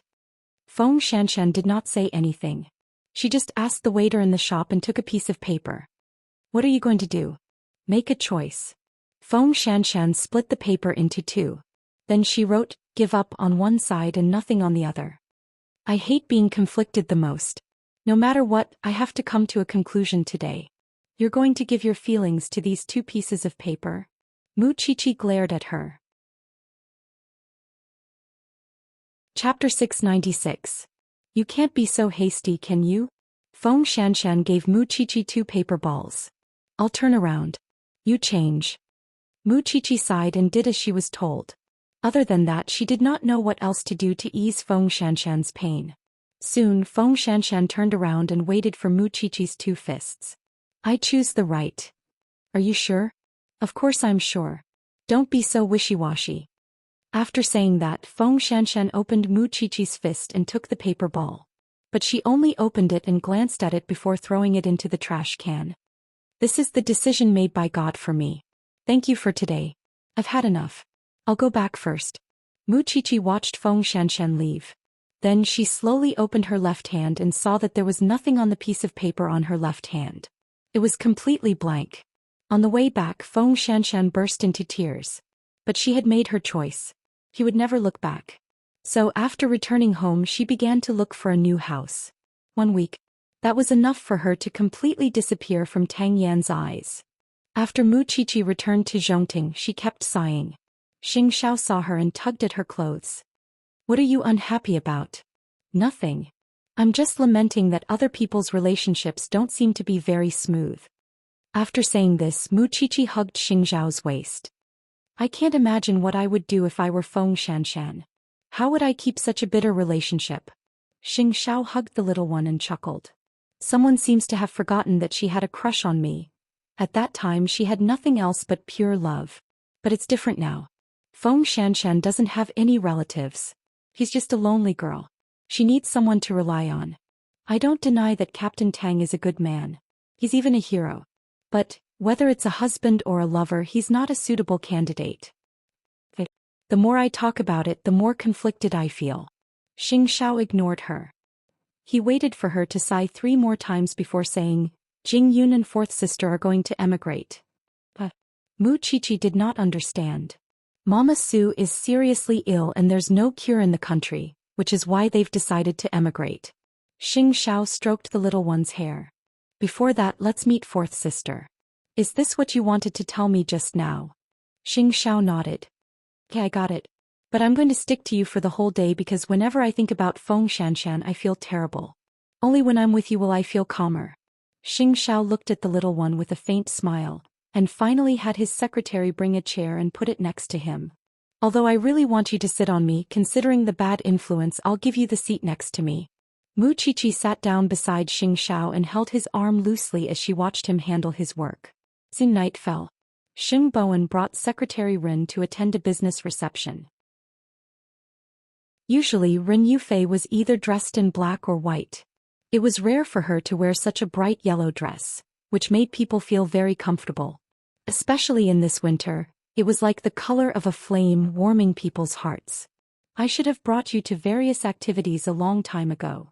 Xing Bowen smiled at Secretary Rin in the car. I was afraid of embarrassing the president. How could that be? I just regret that I didn't realize earlier that you looked so beautiful in an evening dress. Xing Bowen praised sincerely. By the way, the banquet is over. Do you have anything to do? No. Does the president have other arrangements? Xing Bowen remained mysterious and smiled softly. You'll know when the time comes. Although Rin Yufei was curious, she did not ask further. Soon the two of them arrived at the Smith Hotel where the banquet was held. It was located halfway up the mountain and was very tasteful. Come on.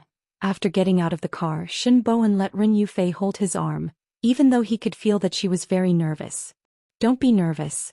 It's no different from meeting clients on a normal day. Rin Yufei nodded. She was a qualified secretary and knew that this kind of occasion was not suitable for talking, so she planned to be a competent foil. However, just as the two of them entered the banquet hall, Xing Bowen saw who ran in the crowd, along with her father. After the two of them divorced, they had almost no contact. They did not expect to meet again on such an occasion. Rin Yufei seemed to have also seen who ran and quickly pulled her hand out of Xing Bowen's arm. However, Xing Bowen grabbed her. Have you forgotten? I'm divorced and you're my female companion now. But the people outside don't know. They'll misunderstand you, President. The first person Rin Yufei thought of was not herself. She was afraid of bringing a negative impact to Xing Bowen. It's okay, Xing Bowen said gently. Follow me closely. I won't leave you behind. Rin Yufei's face flushed a little, but at the same time she felt very uncomfortable. Because, in her heart, as long as Xing Bowen did not announce the divorce between him and Hu Ran would still be related to Xing Bowen in name. Not far away, Hu Ran seemed to have seen the two of them. She held a glass of champagne in her hand and walked up to Xing Bowen. Third brother. It's been a while, right? As long as Miss Hu is happy. It was obvious that Xing Bowen's words were deliberately distancing himself from the two of them. A few days ago about Huang Yao, that's all in the past. I think we should find a time to announce everything that needs to be announced. This way it'll be easier for you to find a boyfriend. What do you think? Hu Ran did not expect Xing Bowen to tell her that he was going to announce the divorce, so her expression was very stiff. Her gaze finally fell on Rin Yufei's arm, which was holding Xing Bowen's arm. Her expression was a little unnatural. Hey, we're already divorced. It's only right. In that case, let's talk another day. I'll go meet a few acquaintances. Hu Ran nodded in disappointment. She had a feeling that the Xing Bowen in front of her was different. He was no longer the third brother Xing who would protect her and hug her. And the woman hanging on his arm was his secretary, right? Papa Hu saw that Hu Ran was in a daze, so he walked up to his daughter and smiled. What's wrong? Do you regret divorcing third young master? Chapter 697. President Xing, your wife is here today. Why did you bring a beautiful lady with you? His business friends began to tease Xing Bowen. To be honest, Miss Hu and I were not fated to be together, so we parted ways, Xing Bowen explained tactfully. I see. The other party smiled. If that's the case, there's nothing to hide. I just don't know if this lady, her surname is Ren. Xing Bowen did not directly tell the other party that this was his secretary. Instead, he introduced her seriously. Her surname was Ren. After hearing these 3 words, Rin Yufei's emotions were very complicated. Her stomach was churning. It was because of Hu Ran's presence that she felt pressured. However, Xing Bowen patiently explained the fact that he was divorced to all his friends who tried to talk to him. It was probably to protect Rin Yufei's face.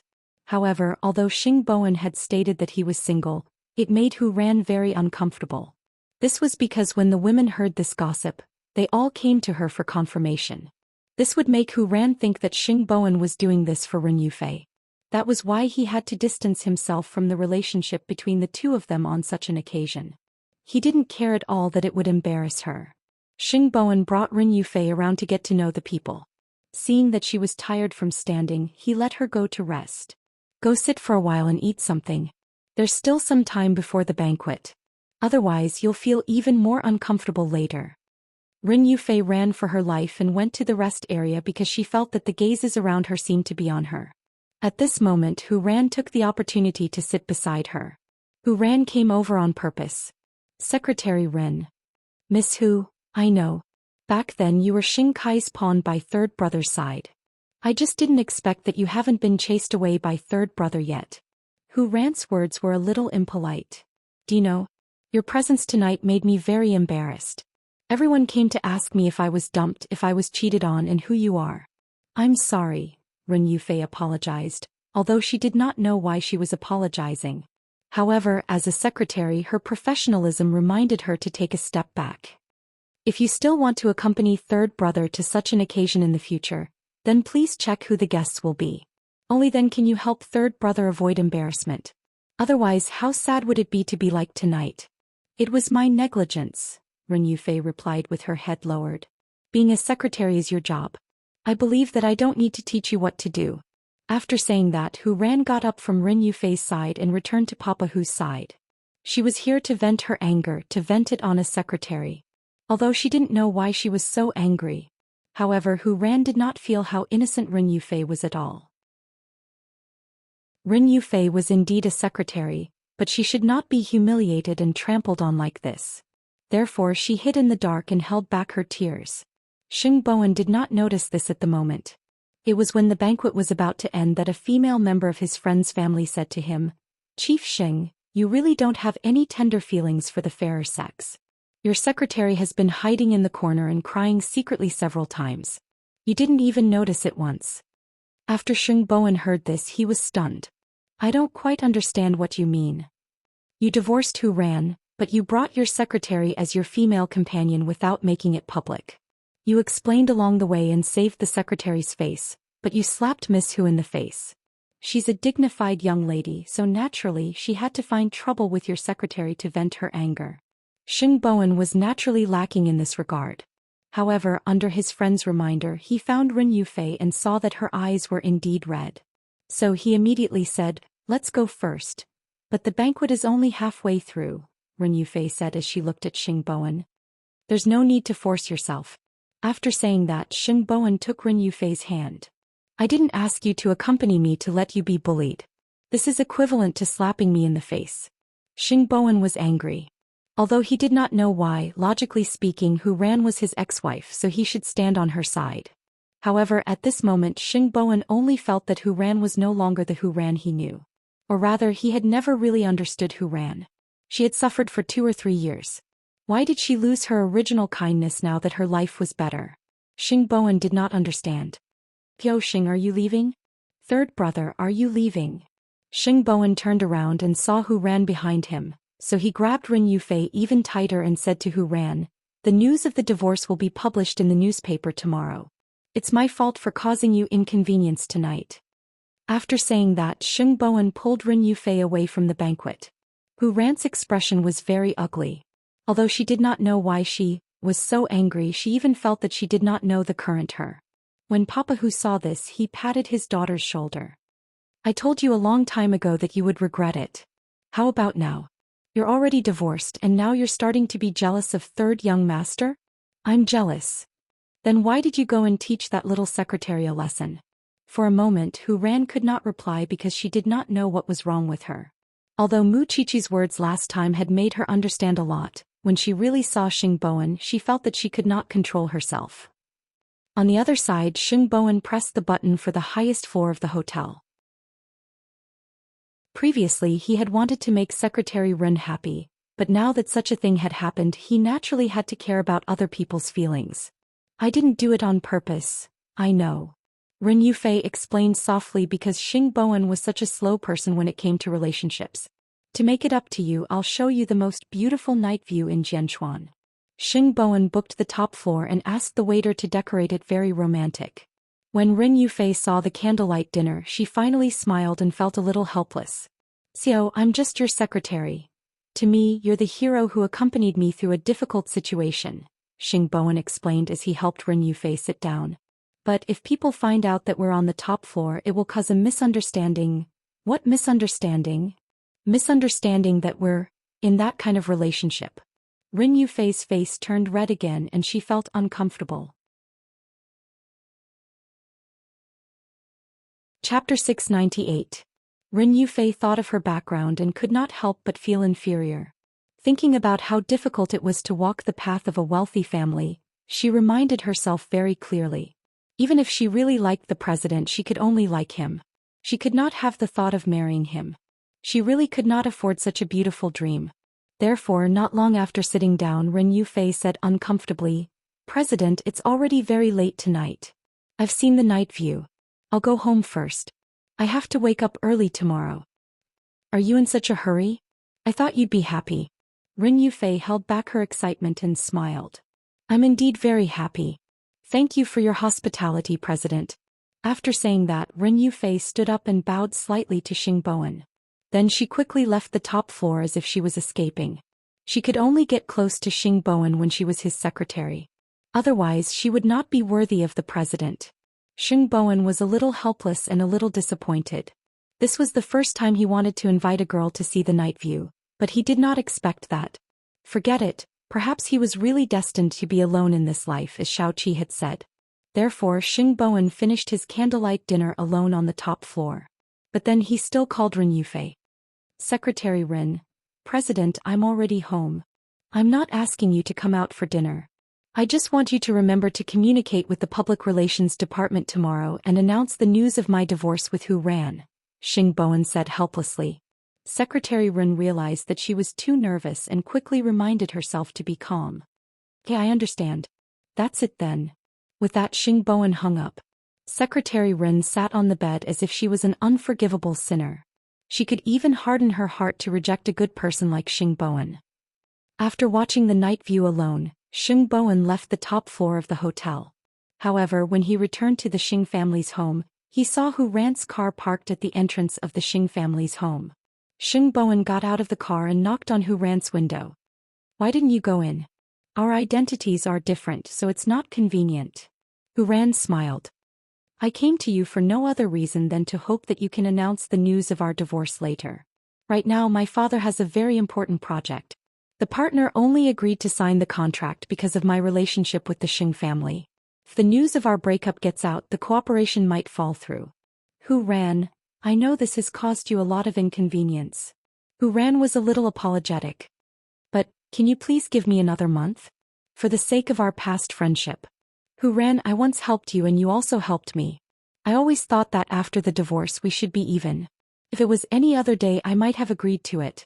What's one more month? But now I don't want to do it." "When will you sign the contract?" Xing Bowen confirmed. "I can only wait until the day you sign the contract. But if we divorce right after signing the contract, the other party will think that we have breached the contract." Hu Ran's tone was a little anxious. "Not even for a month? Or is it that you already have someone you like so you need to take care of them?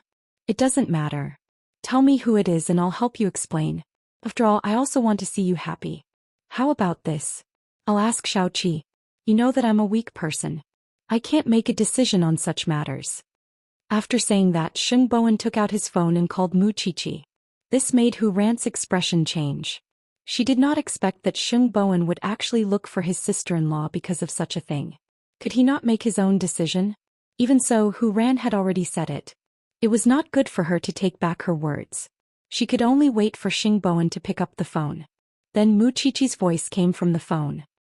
"Xiaoqi, are you asleep? I've taken up some of your time." "What's wrong?" Mu Qiqi was still lying on Xing Zhao's body reading a book. "It's like this." Xing Bowen told Mu Qiqi about Hu Ran's intentions. He pretended to be as white as a sheet. "I can't make up my mind now. Can you give me some advice?" On the other end of the phone, Mu Qiqi looked at her phone in confusion. After confirming that it was Xing Bowen, she wondered if this person had taken the wrong medicine. But when she thought about it, why would Xing Bowen call her for such a thing? There must be something fishy. "Do you want me to tell the truth?" "Of course I want you to tell the truth. Since it's in the past, you should cut it off quickly and look forward to the future. Although I really hope that Miss Hu can live a good life, she didn't tell you about this in advance. She just took advantage of your relationship that no longer exists. So, I don't think you need to get involved in this mess. After the divorce, you should live your own life. After all, Miss Hu doesn't want to stay with you forever, right? Xing Bowen nodded. You're right. In fact, Xing Bowen deliberately turned up the volume of the call so that Hu Ran could hear him. After Hu Ran heard it, her face suddenly turned red. I understand what you mean. Xiao Ran, I hope you will always be the Xiao Ran who keeps your original heart. Having said that, Xing Bowen hung up the phone and returned to his car. Then he drove straight into the Xing family's house. As for Hu Ran, she closed the car window with a look of shame and indignation. Was Xing Bowen really stupid, or was he pretending to be crazy? He was a little confused. After entering the house, Old Master Xing pulled Xing Bowen to the side. I just heard from the butler that you were chatting with that Miss Hu outside again. Why, are you still in love with her? Grandpa, is your grandson that kind of person? Although he doesn't have anything he wants, isn't smart, and has a low EQ, I'm not so bad that I have to pretend that nothing happened after someone dumped me and stick to her. Your grandson also has dignity. Besides, don't you like Secretary Rin? After Old Master Xing heard this, he immediately understood. After all this time, you have a goal? Do you object? What rich girl? If I don't turn around, I'll kick you out. So it's better to find a steady one. I'll be satisfied if she can treat you sincerely. I'm warning you, don't give me a divorce and then remarry. Old Master Xing pointed his walking stick at Xing Bowen and warned him. It's impossible for me. Although I don't have any other strengths, I'm very strong-willed, Xing Bowen promised. I've already asked Secretary Rin to announce the divorce tomorrow. That's not bad. Old Master Xing was satisfied with the answer. Xing Bowen smiled. The difference between his grandfather in the past and now was not just a little. Chapter 699. Hu Ran actually went to look for you again. Mu Qiqi's voice was a little cold. When I saw her in the past, I really liked her. Seemed like she could share the joys and sorrows with you. However, ever since she suddenly asked for a divorce, I realized that some things were just hidden too deeply and hadn't been discovered. She caused trouble for Secretary Rin at the cocktail party today. Now Secretary Rin is completely ignoring me. Xing Bowen was a little disappointed. So, you dragged me into the water to help you take revenge, right? Mu Qiqi rolled her eyes. This person was stupid. At critical moments, he could always think of some strange tricks that made it impossible for her to be angry. Xiao Qi, although I can't compare to third brother in any aspect, I believe that I can still act appropriately. Since we're divorced, we shouldn't be too involved. You'd better think of a way to coax Secretary Ren. She's being made difficult for no reason. If it were me, I would definitely leave in a huff. After saying that, Mu Qiqi hung up. Was this person smart or stupid? She couldn't figure it out. Xiao, do you know that I was tricked by third brother? Mu Qiqi propped herself up and looked at Xing Xiao. I heard it. Xing Xiao appeared very calm. This person actually knows how to use a borrowed knife to kill someone. In the future, if Hu Ran wants to hate someone, she'll hate me. He's too scheming. How is he stupid? Mu Qiqi thought about it now and realized that she had really underestimated third brother Xiao. I'll buy you a lesson and remind you that smart people often don't guard against people with mental problems. Was there something wrong with third brother's brain? Mu Qiqi laughed out loud. Actually, this was good. After all, she and Hu Ran didn't have much chance to meet. Papa Hu definitely didn't rely on his daughter or someone else's background to get to where he is now. It's impossible for him to use this as a condition to negotiate with his partners. This is too risky. I just think that this might be Hu Ran's way of keeping third brother and not letting him publicly divorce. This is a woman. Xing Xiao put down the documents in his hand and carried Mu Qiqi. What's wrong with women? You don't mean what you say. With that, Xing Xiao left the study and brought the little one to the bathroom. Late at night, the tormented Feng Xianxia spent the whole afternoon clearing out her things from the house and contacted a new house. It was all thanks to the money that old Xing had given her before that she had the space to be willful. It turned out that it was so easy to leave a home. It was just a few bags of things, so there was no need to be nostalgic. Once the moving company arrived tomorrow, she would be able to leave this place and Tang Yen for good. She did not know why, but at the same time she felt an inexplicable sense of relief. From now on she no longer needed to worry about this man's life. The next morning the movers arrived very early. Xianxia carried her luggage and walked around the living room a few times. She really did not expect that her relationship would be so short. But now they could only meet again. That afternoon perhaps the professor really felt sorry for Xianxia, so he invited her to his house for dinner. He also wanted to comfort her. However, Xianxia told him that she was preparing for school and could not leave now. After hearing this, the professor could only sigh. As someone who had been through it, he had a feeling that this girl, his silly nephew, might not be able to keep her. On the same day, Huang Yao announced the divorce of Xing Bowen and Hu Ran in the afternoon. They did not give Hu Ran any face at all. Papa Hu did not think much of it. After all, not making it public would delay his daughter's search for a partner. However, to Hu Ran this was a blatant humiliation. Yesterday, in order to trick Xing Bowen into postponing the announcement, she had made up a lie. However, Xing Bowen still did not have any scruples and directly chose to make it public. Could it be that he really liked that secretary? Hu Ran did not know why she felt so uncomfortable after knowing that Xing Bowen was biased towards that secretary. Did she really make the wrong choice? Could it be that she actually liked Xing Bowen? When she thought of this possibility, Hu Ran was shocked. But now the whole world knew that they were divorced. Daughter, why are you frowning? You should make it public after the divorce. Third young master did the right thing. Could it be that you really like third young master? That's why you're so uncomfortable? Hu Ran shook her head. Dad, I seem to be regretting it a little. After hearing this, Papa Hu's expression changed. Perhaps because she had not figured out what she was thinking, Hu Ran did not mention Xing Bowen in front of Papa Hu for the next few days. Papa Hu also thought that she had forgotten, so he planned to arrange a blind date for her. In order to prove that she did not like Xing Bowen, Hu Ran nodded and agreed to meet the person arranged by Papa Hu.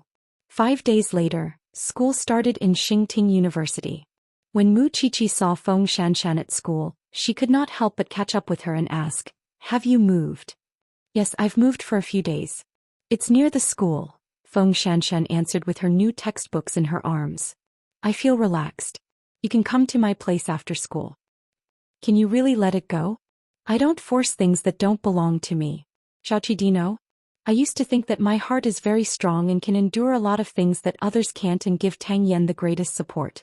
But the continuous blows have told me that I'm just very naive." Xianxia could not help but smile bitterly. "Actually, I know the reality, but I just don't want to accept it. Since you've made a decision, then stick to it." Mu Qiqi and Xianxia walked together. "In order to avoid embarrassment, you don't have to go to the laboratory in the future. Anyway, you don't need to monitor me now." "That's right. A top student like me can't find a place to intern?" When it came to her major, Xianxia regained her confidence. "Let me know if you need any help." "I don't need you." Xianxia snorted. "You better have other friends." Mu Qiqi did not take her contempt to heart. After getting along with this person, she would know that she had a sharp tongue but a soft heart. The two of them chatted and laughed as they went to the classroom. On the other hand, Tang Yan had just finished his mission and returned home at night. He opened the door as usual. He wanted to see Xianxia and explain to her, but after opening the door he realized that there was nothing in the house that belonged to Xianxia. Chapter 700. Then he called Xianxia's phone number and found that it had been cancelled. "I thought that I could wait for a warm embrace when I go home." Tang Yan threw his phone away and sat on the sofa. He immediately laughed self-deprecatingly. "I didn't expect that I would disappear and leave without saying goodbye." At this moment Tang Yan was a little disappointed. But a moment later the professor called. "Are you home? Come over for dinner. You're alone now anyway." Tang Yan laughed mockingly a few times before getting up and going to the professor's house. In this early spring the uncle and nephew were eating hot pot around the stove. "Have you contacted Xianxia? She changed her number." Tang Yan picked up his wine glass and drank it in one gulp. "Look at you. You still feel wrong, don't you?" The professor laughed and said a few words of sincerity to Tang Yan. "Although it's very pitiful to see you like this, I really think that you deserve this fate. What's there to be disappointed about? Have you ever considered Xianxian's feelings when you go on a business trip? Well, you're back. You're unhappy that you didn't see her. Have you ever thought about where you were when the girl needed you? You're loyal to the country, but why should Xianxian sacrifice her own happiness to highlight your value? Let me tell you, don't feel wronged. Think about yourself and ask someone else. You'd better remember the disappointment you felt when you didn't see her when you went home, because that girl was the same. People have to learn to think from another's perspective. After Tang Yan heard this, he immediately felt that he was too narrow-minded. Maybe I've been too tired these past few days. Let me tell you, if you really like someone else, don't be a chauvinist. Girls don't fall for that anymore. What's wrong with them? They have to wait for you, respect you, and cherish you. There are a lot of men like them out there. It's not just you, Tang Yan. Uncle. Forget it. Let's stop here for today. On account that you've broken up. After saying that, Professor Tang stood up and took out a note from his television cabinet. He handed it to Tang Yan. Don't blame me for not helping you. This is the girl's latest address and phone number. Let me tell you, if you don't get her back this time, you're destined to be lonely for the rest of your life. When Tang Yan saw the note, he quietly put it in his pocket. Professor Tang saw that he didn't mean what he said and laughed. You didn't come here for nothing, did you? Alright, I know you want to go home. Let's go. Don't waste your time here. Tang Yan accompanied the professor to finish the last glass of wine, turned around and left the professor's house. However, he would not take the initiative to find this woman. He wanted her to return to his side on her own. After all, this small courtyard was still under Feng Xianxian's name.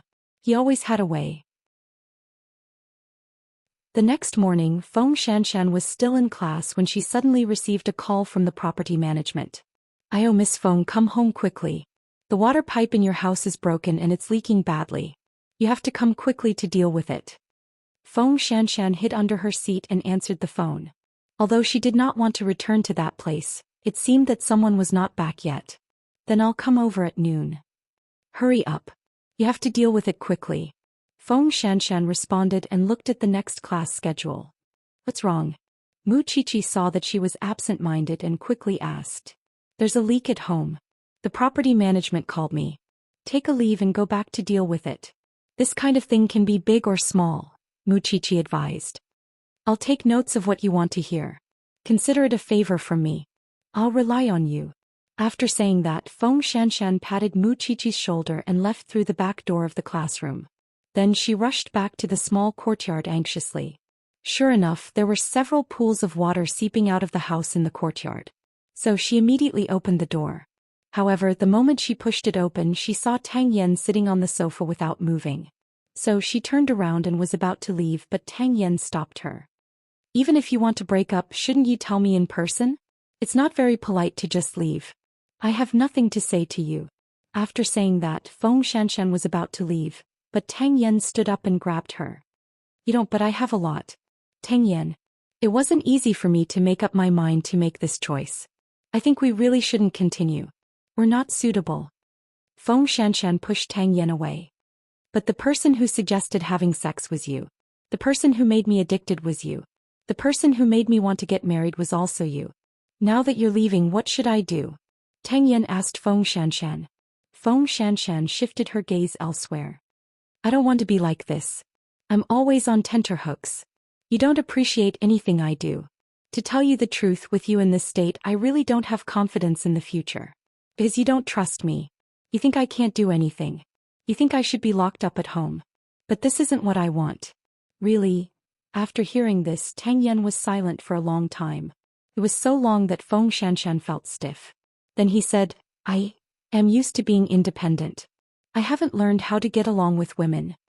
If you have any dissatisfaction with me, you can tell me. But don't leave without saying a word. I can't stand it.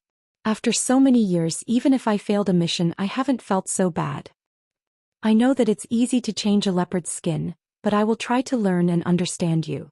So, can you not give our relationship a death sentence so easily?" This time it was Feng Xianxian's turn to be silent. "At least give me an observation period." Feng Xianxian did not answer, but she still walked out. I'll go back to class. We'll talk about it later." Tang Yan did not force it because he knew that he could not be anxious. "Let's talk about it later." There's still room for negotiation. I'll send you. There's no need. I drove here. After saying that, Xianxia turned around and left the small courtyard. She suddenly understood what was going on with the puddles of water in the courtyard. Because he had carried out an important mission, Tang Yan got a few days off. So after Xianxia left, he drove to the entrance of Xingting and found a random coffee shop. He sat there for the whole morning. During lunch, Xianxia and Mu Qiqi prepared to go to the cafeteria together. However, Xianxia received a message from Tang Yan. I'm at the coffee shop outside Xingting. After Xianxia read it, she turned off her phone and remained unmoved. Who cares about you? After you came back from repairing the water pipes, you were in a different state. Did Captain Tang come to look for you?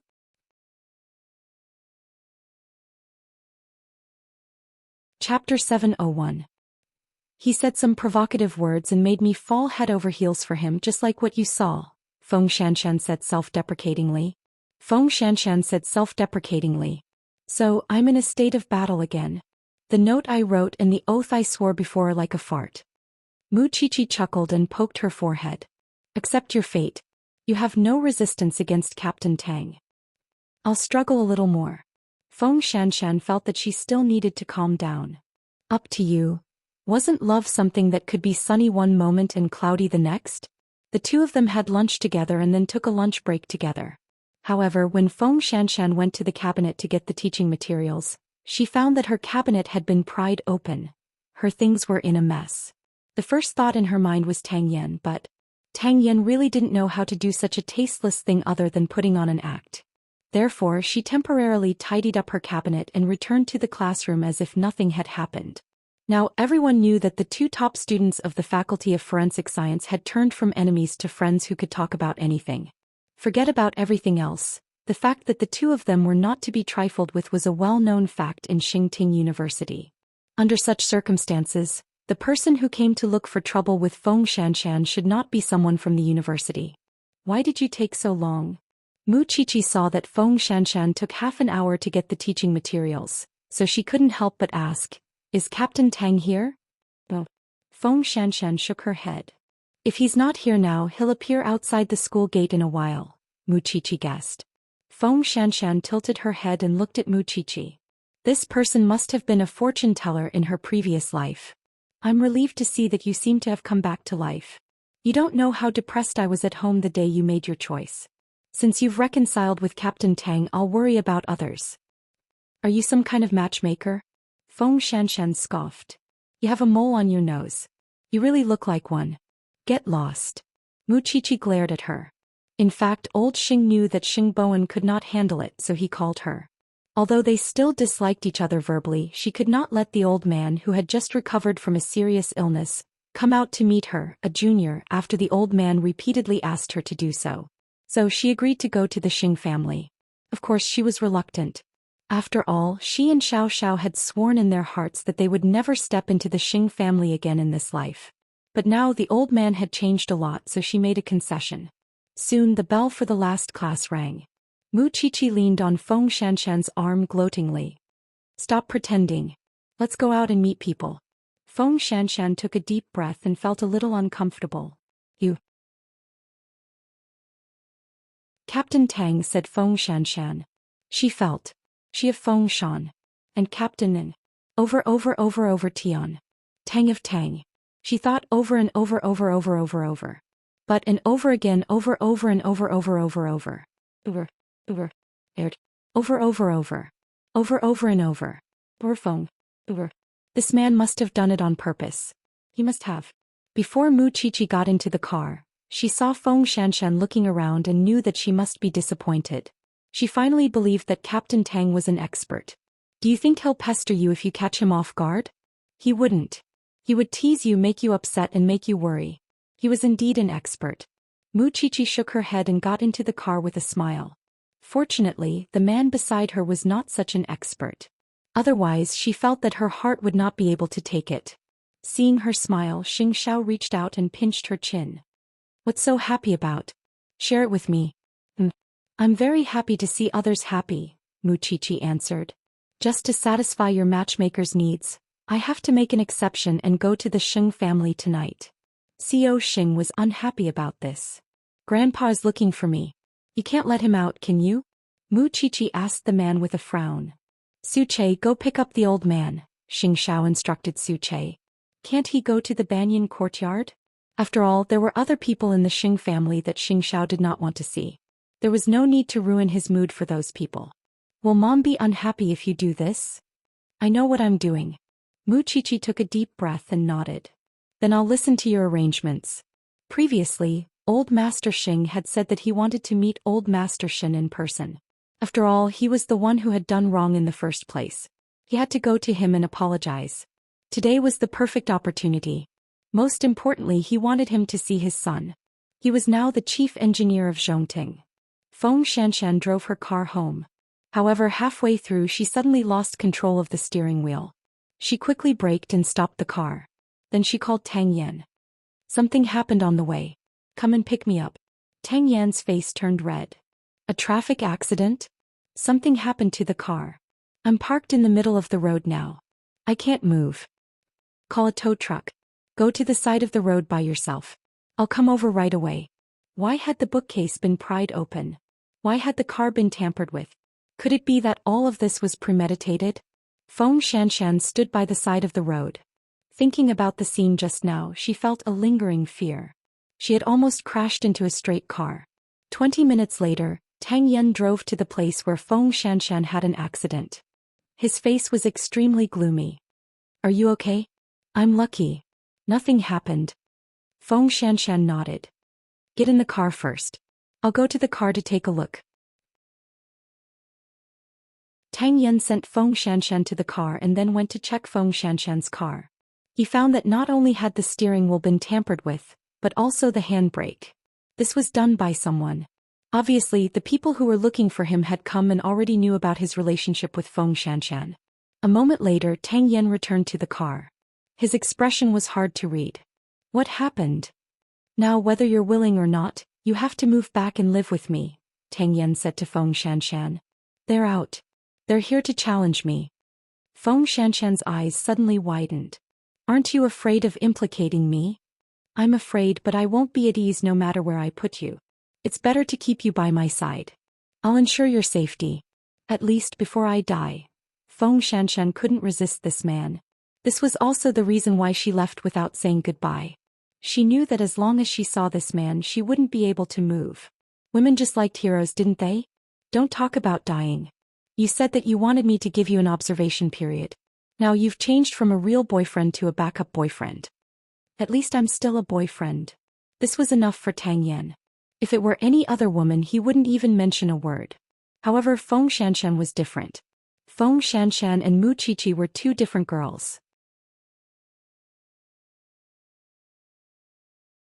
Chapter 702.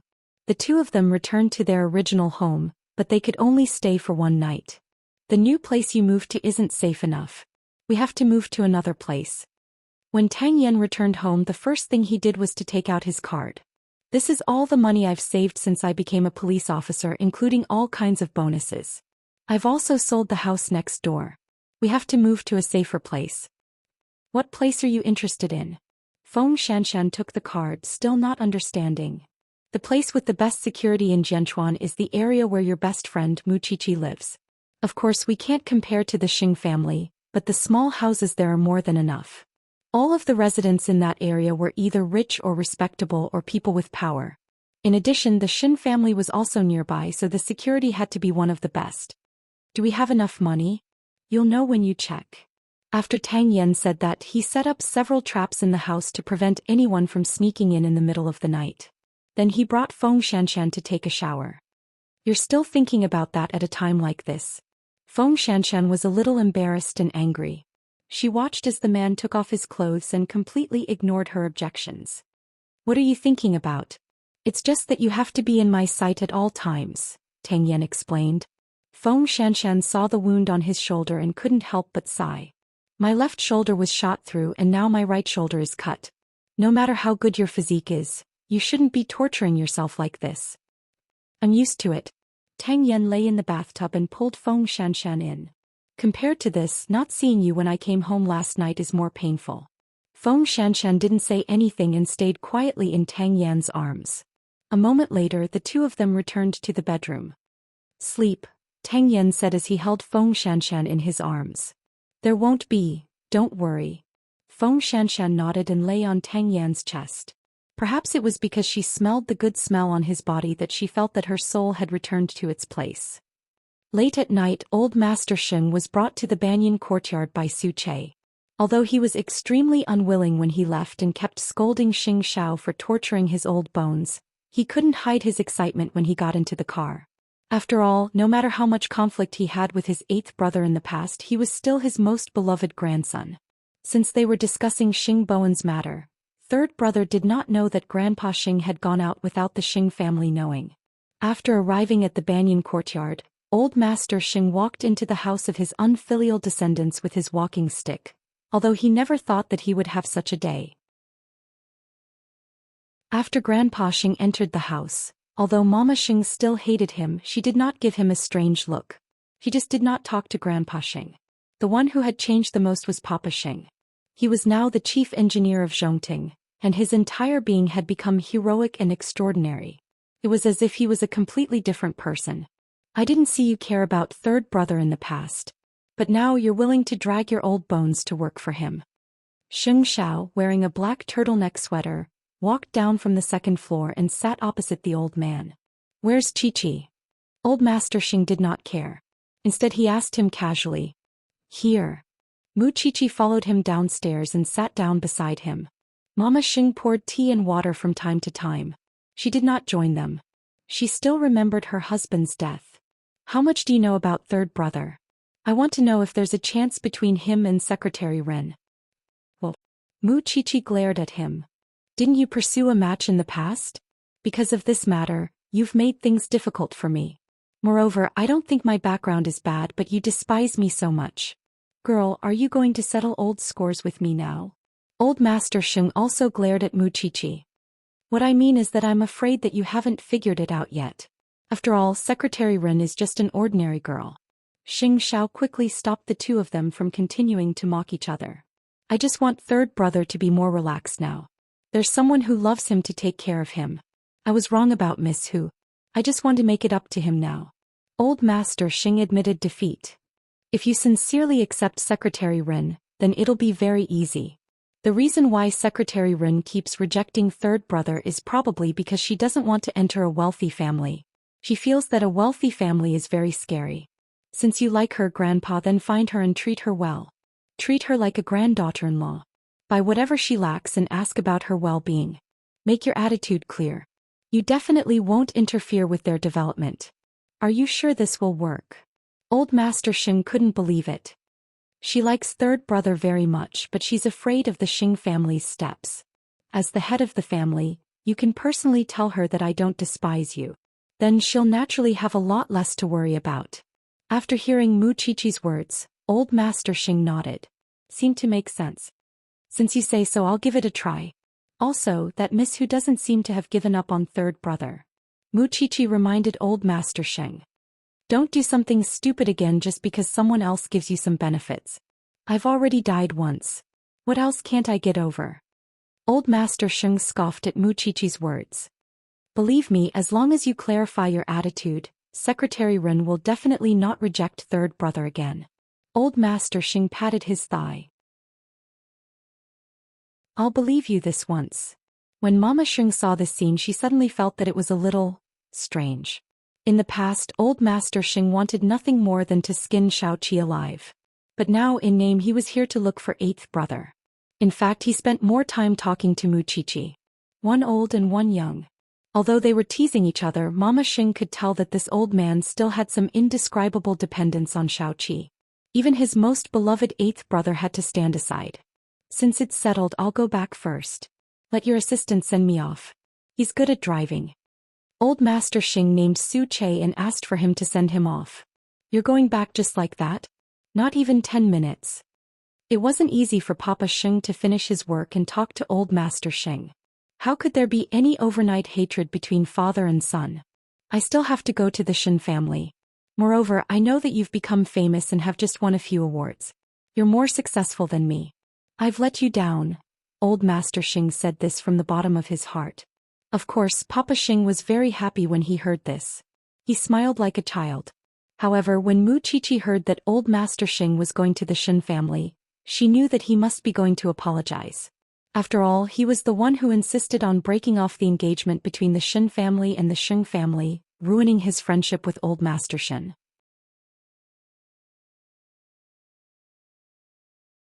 Chapter 703. If she deliberately came to cause trouble for Xing Bowen, then Xing Bowen might not be able to get past her. Don't worry. The old thing is not like before. It's useless even if there are 10 more who ran.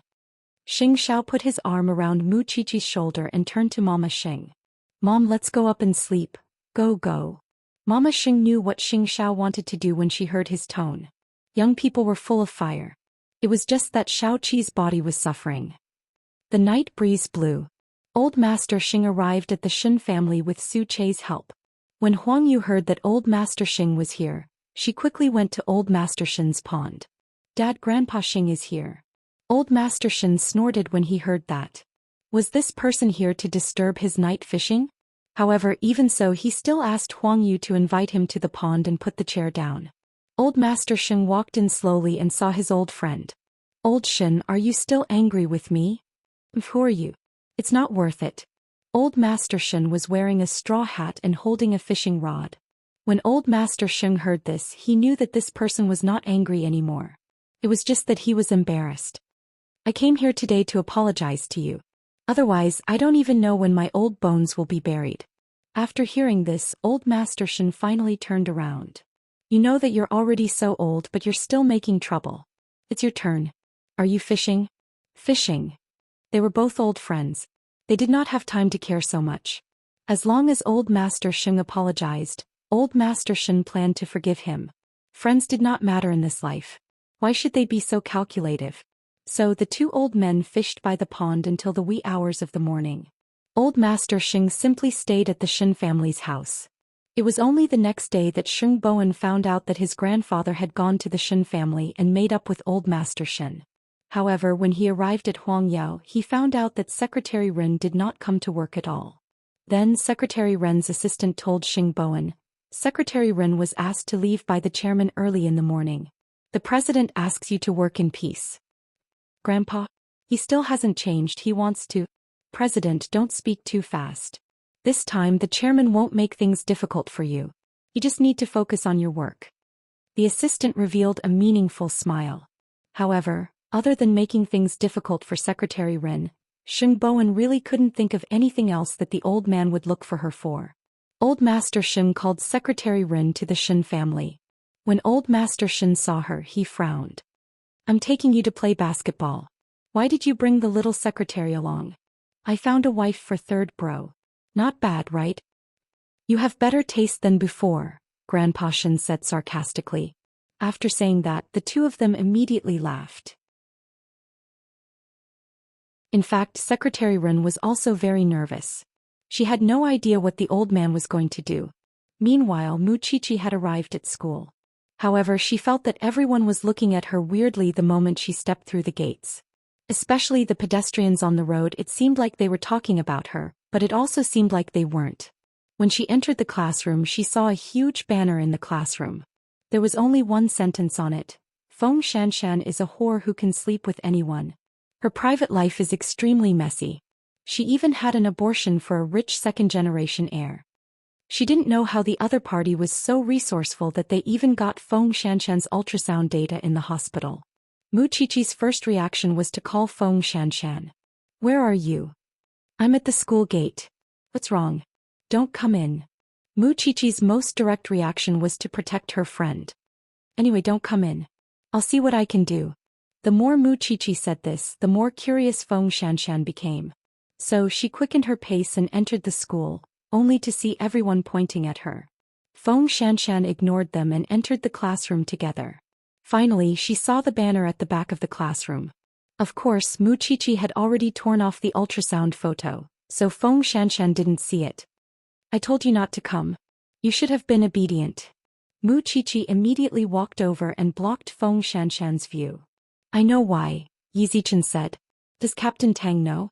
About the child. Feng Xianxian nodded. He knew about it and didn't mind. Good. Take a day off.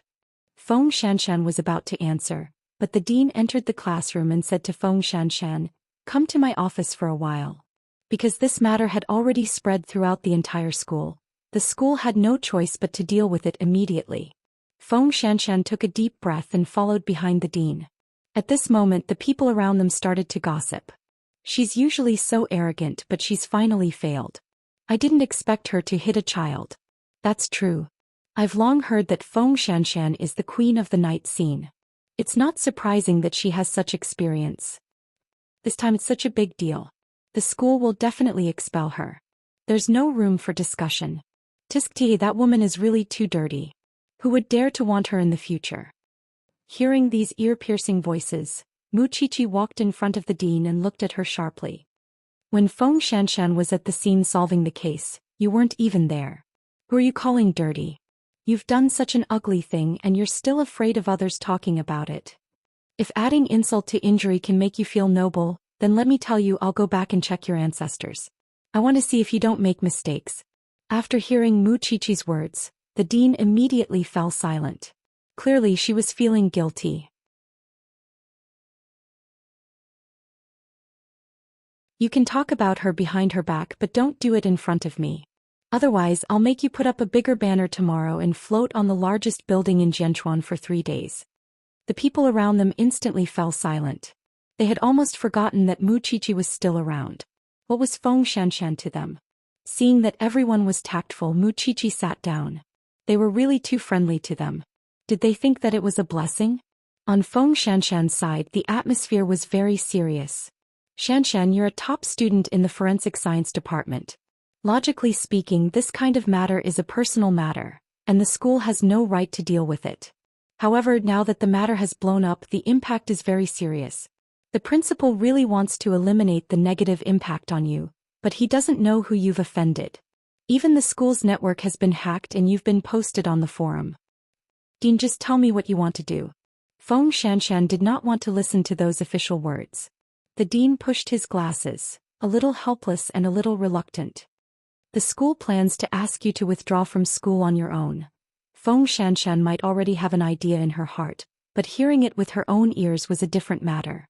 Most importantly, she did not even have the right to say that she was wronged.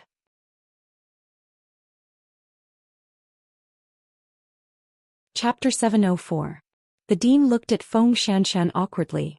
In the end, he told Feng Xianxian about the school's research decision. Xianxian, drop out of school. Feng Xianxian did not say anything.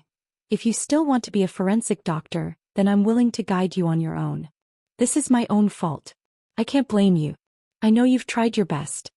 Feng Xianxian was silent for a long time before she said to the dean, I understand. I'll come and settle the withdrawal procedures as soon as possible. After saying that, Feng Xianxian was about to leave the office, but she was stopped by the dean. Xianxian, why don't we contact each other later? I'm really willing to help you. I'll help you in private. I guarantee that you'll be no different from how you are now. There's no need, Dean. Feng Xianxian firmly rejected the dean's suggestion because she could always hear a hint of ill intentions in the middle-aged man's words. Her private affairs had indeed been made public, and she had also been scolded for being a husband. However, this did not mean that she would indulge herself. She still had Tang Yan. After Feng Xianxian left the classroom, she saw Mu Qiqi leaning against the wall. Their gazes met and they did not speak. However, Mu Qiqi could more or less guess how the school would deal with it. You said just now that you know what's going on. Tell me, who's trying to mess with you behind the scenes? Tang Yan's enemy has been released from prison. He probably knows about my relationship with him, so he wants to use me to issue a challenge to Tang Yan, Feng Xianxian replied. However, I can't refute it. After all, these are the facts. Then what do you plan to do in the future? I don't know. We'll cross the bridge when we get there, Feng Xianxian replied with her head lowered. Feng Xianxian lowered her head and answered, although I know it's Tang Yan's enemy, I still have to find out who's behind this. Then you can go back. I'll make 2 copies of the notes. I won't leave you out, Mu Qiqi promised. I think Captain Tang probably needs time to deal with these problems. Call me if you need anything. You actually don't know how to comfort me, do you? Mu Qiqi was disdainful. You don't need it. However, it's really time to investigate who brought those things from society into the pure campus. Give Captain Tang a call. After all, he's the one who caused it. Of course, do you think I'll let him have it easy? After Feng Xianxian said that, she took out her phone. However, just as the two of them walked to the entrance of Xingting, Feng Xianxian suddenly reminded Mu Qiqi, "Be careful of that old man from the faculty. He's not easy to deal with." "What did he do to you? Is there any lack of social news? Using graduation certificates to coerce students to sacrifice themselves. I think that's what he meant just now." After hearing that, Mu Qiqi's eyes unconsciously deepened. "All right, I'll come back another day to complete the withdrawal procedures." Mu Qiqi watched Feng Xianxian leave. Then she returned to the classroom. However, she had a feeling that the person who ruined Feng Xianxian's reputation in school was a student from Xingting. As for the dean, he might have to suffer a little. When Tang Yan heard about what happened to Feng Xianxian, he immediately drove to Xingting. Without saying a word, he dragged Feng Xianxian into the off-road vehicle. "If the school doesn't allow it, I'll teach you personally. In a few years, you can take the civil service exam and become a forensic doctor." "That's easy for you to say. You're so busy, how would you have time to care about me? Moreover, what about the clinical anatomy class? I can't just kill someone to do experiments, can I?" "Uncle can completely solve this problem," Tang Yan said mysteriously. "After saying so much, is your enemy really hiding in the school?" "No, it's that person's younger brother. He knows about our relationship, so he attacked you," Tang Yan explained. "I just didn't expect that these dirty and despicable methods would be used on a woman. I'm sorry. Don't say these useless things. What I need is practical compensation. Just as you said, I need a degree and I want to become a forensic doctor. So, I don't ask you to teach me personally, but when I'm studying on my own, I can really contribute some effort." Feng Xianxian's words were out of Tang Yan's expectations. He thought that she would comfort him like other women and say that these sacrifices were okay. If Feng Xianxian really said that, he would feel guilty instead. "I'll remember it." Tang Yan also answered seriously. Feng Xianxian was satisfied and closed her eyes to rest. Did that group of people only have this kind of method? He dared to lay his hands on a woman who was so weak that she could not even truss a chicken. Seeing that Feng Xianxian was not shy, Tang Yan urged her, "In that case, go look at the house as soon as possible and move in as soon as possible." "In that case, I'm really going to be Mu Qiqi's neighbor." Feng Xianxian smiled. However, Tang Yan knew that she would not be as relaxed as she appeared on the surface. After Feng Xianxian left the school, Mu Qiqi became a loner again. With the image of a cold and aloof scholar and the identity of the Xing family's little bride, she could still do whatever she wanted in the school. After class, Mu Qiqi saw the dean passing by the classroom corridor. Suddenly, a thought flashed through her mind. At this time, Feng Xianxian also sent Mu Qiqi a text message, reminding her to be careful of someone. If nothing unexpected happened, that person was the mastermind who exposed Feng Xianxian's private affairs. Mu Qiqi looked at this person's name carefully and suddenly felt that it was very ironic. This was because in the eyes of the teachers and classmates in the Department of Foreign Languages, this boy was a good student with excellent character and academics. Of course, Mu Qiqi would not be so stupid as to look for this person in private. After all, she did not want to put herself in danger. However, she always had a way to avenge Feng Xianxian. Thinking of this, Mu Qiqi called Xiao. "Xiao, pick up Suche. I want to confirm something." At this moment in the afternoon, on the golf course, there were two old men taking a leisurely stroll on the grass. Secretary Rin followed behind Old Master Xing silently, but it was obvious that she was not used to it. Moreover, she was terrified. "Secretary Rin, Chairman." Rin Yufei quivered and immediately responded. "Come to my side." Old Master Xing reminded Rin Yufei and walked side by side with him. "If you follow behind me, I really can't see your expression." "Yes." Rin Yufei mustered up her courage and walked up. "Calling you here must have scared you. I just want to ask you one thing. Do you like our third brother? Do you want to be his wife?" Rin Yufei was stunned on the spot, her whole body stiff. "Chairman, don't be nervous." Old Master Xing immediately waved his hand. "I'm not forcing you or chasing you away. I just want you to be my granddaughter-in-law."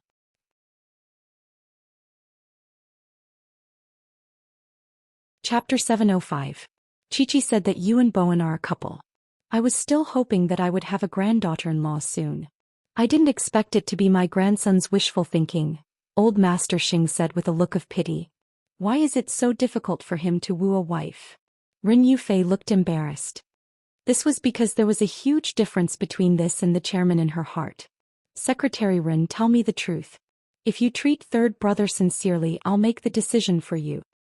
Chairman, I don't have any intention of climbing the social ladder. Please don't misunderstand. Old Master Xing sighed. This child's wariness was really extraordinary. You child, I'm telling you the truth. Who asked you to be famous for making things difficult for people? Old Master Xing laughed out loud. No wonder your third brother can't find a wife. Everyone is afraid of a difficult grandfather like you. Who would dare to come to his door? Old Xing, don't be sarcastic. Can you help me persuade her? Old Master Xing was helpless. What Chi said is useless. How is what Xiao Qi said useless? You're the one who didn't put in enough effort. Old Master Xing rolled his eyes and then explained to Ren Yufei, Xiaoren, I'll call you that for now. This old man used to be very bad, but ever since he was stabbed in the head he's back to normal. So you don't have to worry about him tricking you. He'll send you a plane ticket tomorrow to send you abroad. Just tell me the truth. Do you have any feelings for third brother of the Xing family? He really wants you to be his granddaughter-in-law. Ren Yufei looked at the two elders for a long time and finally believed old Master Xing's sincerity. Don't worry. This old man isn't satisfied with anyone taking care of third brother now. It's only you, so he can rest assured. The president is a very good man. Without waiting for Ren Yufei to finish, the two old men nodded. Then it's settled. Ren Yufei was confused. Because to the two old men, as long as she didn't hate Xing Bowen and didn't directly reject him, it meant that she was interested in Xing Bowen. A moment later, Xing Bowen's figure appeared in the grass. This person had hurriedly finished all his official business and looked for the two of them. Why are you here so eagerly? Old Master Xing asked knowingly. Can I eat Secretary Ren? Grandpa, she's my secretary. I have a lot of things for her to deal with. Xing Bowen quickly found an excuse. Secretary, my ass. Let me tell you, don't order Xiaoren around. She is now my granddaughter-in-law. Old Master Xing snorted. Go find yourself a male assistant. Look at eighth brother. He never makes Chi worry. When Xing Bowen heard that, he felt as if he had been struck by lightning. Grandpa, what are you? If I had to wait for you to make a move, my old bones would probably have melted into slag, so I couldn't wait any longer. Little Ren is innocent and pretty good. I don't object to the two of you dating at all. If possible, consider getting married early. Xing Bowen looked embarrassed when he heard that. Grandpa, Secretary Ren and I, you're doing this too? Old Master Xing snorted. You weren't in a hurry to announce your divorce with who ran before. Why are you suddenly cutting ties with her? Do you dare to swear that it really has nothing to do with Xiaoren? Ahem. Xing Bowen coughed lightly. But everything has to be done step by step. I'm not asking you to do anything. I'm just expressing my attitude. If Xiaoren marries into the Xing family, I definitely won't make things difficult for her. I'll even love her like she's my own granddaughter. Don't let me scare her away. Old Master Xing pointed at Xing Bowen with his walking stick and said, You have to work hard for me. After all this time, she still hasn't accepted you. Xing Bowen's face really couldn't hang on this time. Alright, your Grandpa Xin and I still have to continue catching up. The two of you can go. If there's nothing else, bring Xiaoren back for dinner. Xing Bowen was completely shocked. He directly pulled Ren Yufei and left. After getting into the car, Xing Bowen explained, Well, don't take it to heart. Ren Yufei was stunned for a few seconds before she suddenly laughed. Actually, the chairman is quite cute. That's now. No matter what, you should consider what Grandpa said. Ren Yufei looked at Xing Bowen in astonishment. I don't seem to treat you as just a partner. Xing Bowen took advantage of the momentum that old Master Xing had given him and took the opportunity to confess. Especially when I see you being bullied. Therefore, when Hu Ran begged him not to announce the divorce, he did not hesitate at all and let Chi play with Hu Ran. Ren Yufei's face suddenly turned red to her neck. If you don't answer, I'll take it as a yes. But Miss Hu seems to still have feelings for you. She was the one who brought up the divorce. No matter what she thinks, to me that marriage is in the past. I'm not a doll. She wants a new life so she can bring up the divorce. She's still worried about the past, so I have to cooperate. There's no such thing in this world, Xingbowen answered seriously. Yufei, let's give it a try, okay? You're too sudden. No, it's the accumulation of time. When no one believed in me, only you gave me trust. You felt that with my personality I could manage Huang Yao well. During my most difficult time you also fought for me on the front line. I haven't forgotten all of this. Ren Yufei was silent again. Or rather, she was in disbelief. So, I'm really not sudden. At this moment Ren Yufei finally understood what kind of girl Xingbowen wanted. He seemed to be calm and needed a burning fire, but in fact he was not. He was sentient, but he was born with a slow reaction time. In other words, he wanted to find a drizzle that moistened things silently. I can try, but I'm a person who backs down easily. You back then promised Xing Kai to seduce me? Xingbowen laughed. Do you want to tell him that you've completed the mission? Ren Yufei saw that he could still joke, so she relaxed. Promise me that you won't do anything excessive in the company. As you wish. Xingbowen cried out in his heart. The old man had finally done a good deed and acted as a divine assistant. Of course, he did not know that Mu Qiqi was the one who came up with the idea behind the scenes. He just did not know what kind of expression Hu Ran would have if she found out about this. Back then she was unwilling to be bland with Xingbowen, but after leaving she realized that she was worried about this man again. Now that Xingbowen had Ren Yufei, could she really let go of the past? After returning to the company, Xingbowen hid in his office and called Old Master Shen to tell him the good news. Old Master Shen hung up the phone and looked at Old Master Shen. This Qiqi is really a blessed person.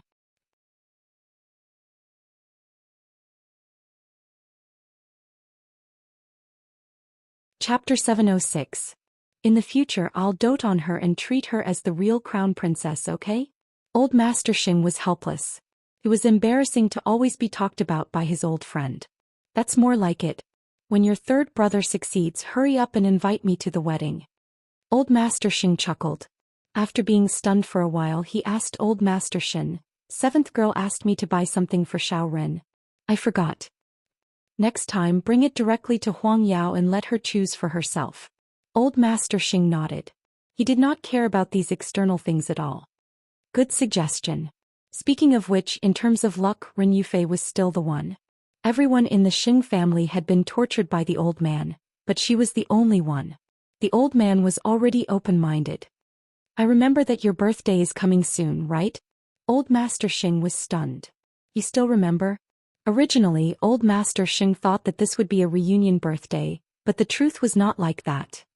Huang Yao, the CEO's office. Separated by a glass, Xingbowen secretly looked at Ren Yufei several times while he was dealing with work. The feeling of having a girlfriend was indeed wonderful, so he could not help but want to take a few more glances at Ren Yufei.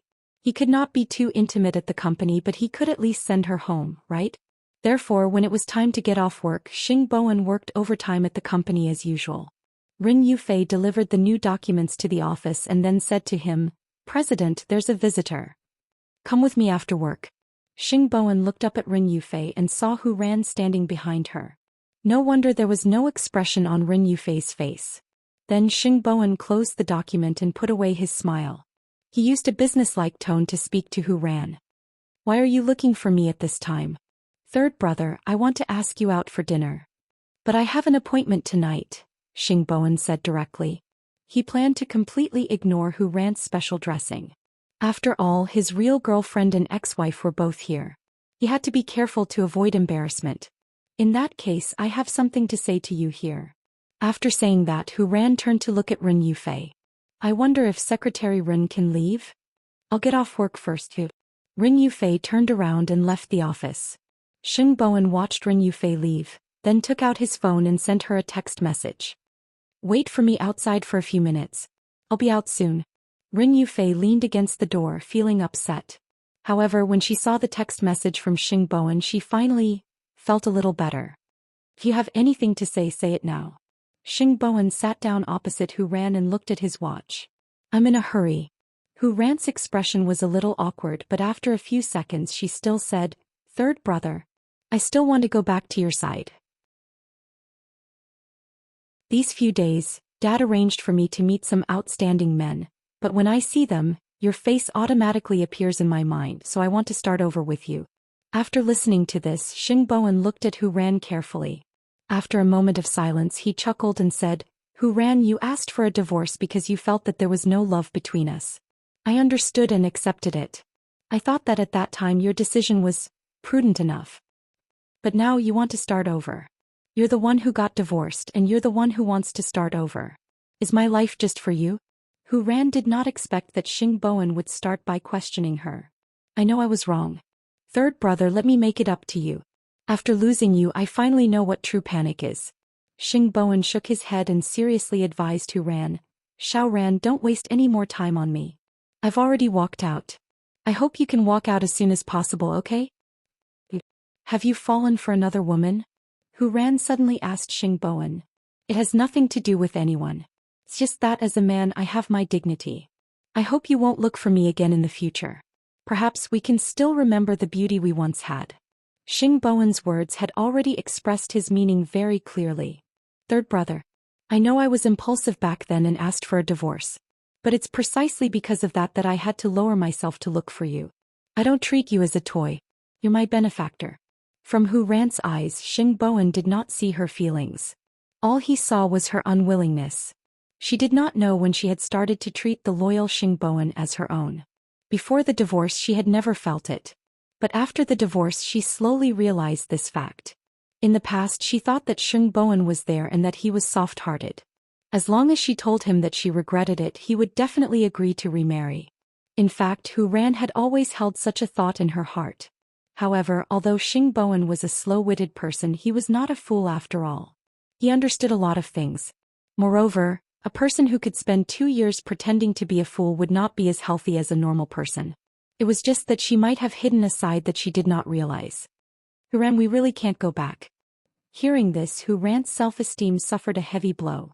She had really let go of her pride and even her face to muster up the courage to come to Huangyao to get back together with Xingbowen. But he actually rejected her. Third brother, I'll get someone to send you back. After saying this, Xingbowen walked out of the office and asked the company's staff to send Hu Ran home. Hu Ran took a deep breath. Her feelings were complicated. She felt reluctant, but she also felt that it was not worth it. She even thought that she was crazy to come to Xingbowen to remarry.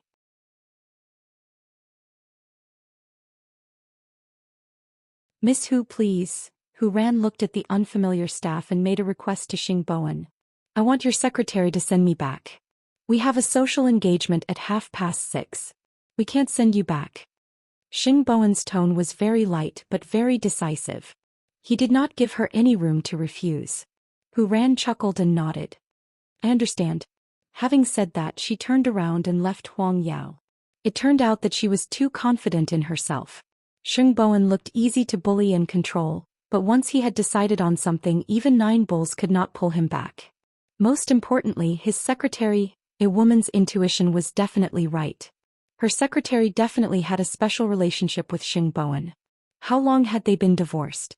Xingbowen was said to be loyal, but didn't he still fall in love with everyone he saw? However, she did not expect that she and Xingbowen were divorced. Since there was no relationship, wasn't it Xingbowen's freedom to like whoever he wanted? After Hu Ran left, Xingbowen felt quite distressed. He also began to consider letting Ren Yufei no longer be his secretary.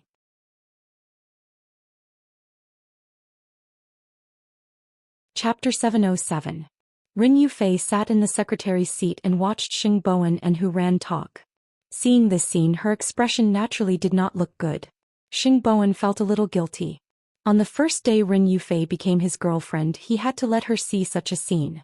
Therefore, after everyone in the company left, Xingbowen walked up to Ren Yufei and said to her, I don't want you to see such a scene. Rich ex-wife, remarried man. Seems that every word is pressing down on you. I don't want you to carry these burdens. After Ren Yufei heard this, she suddenly felt a little sorry for him. She knew that Xingbowen was not the kind of man who would change his mind. His rejection was also very powerful. However, he did not have the lethality of Xianxia, so others often did not take his rejection seriously. President, I want to give myself a promotion, Ren Yufei said thoughtfully. I want to be your special assistant. I'll choose another secretary. What do you think? This way Ren Yufei's daily work would not change, but she would have more freedom. Moreover, she could also find an excuse to refuse Hu Ran. Since she had agreed to give it a try today, she could not back down. I'll arrange to find someone tomorrow. Can you get off work now, Secretary Ren? Xing Bowen put one hand in his trouser pocket and asked Ren Yufei in a carefree manner. Ren Yufei nodded. Yes. Where do you want to go?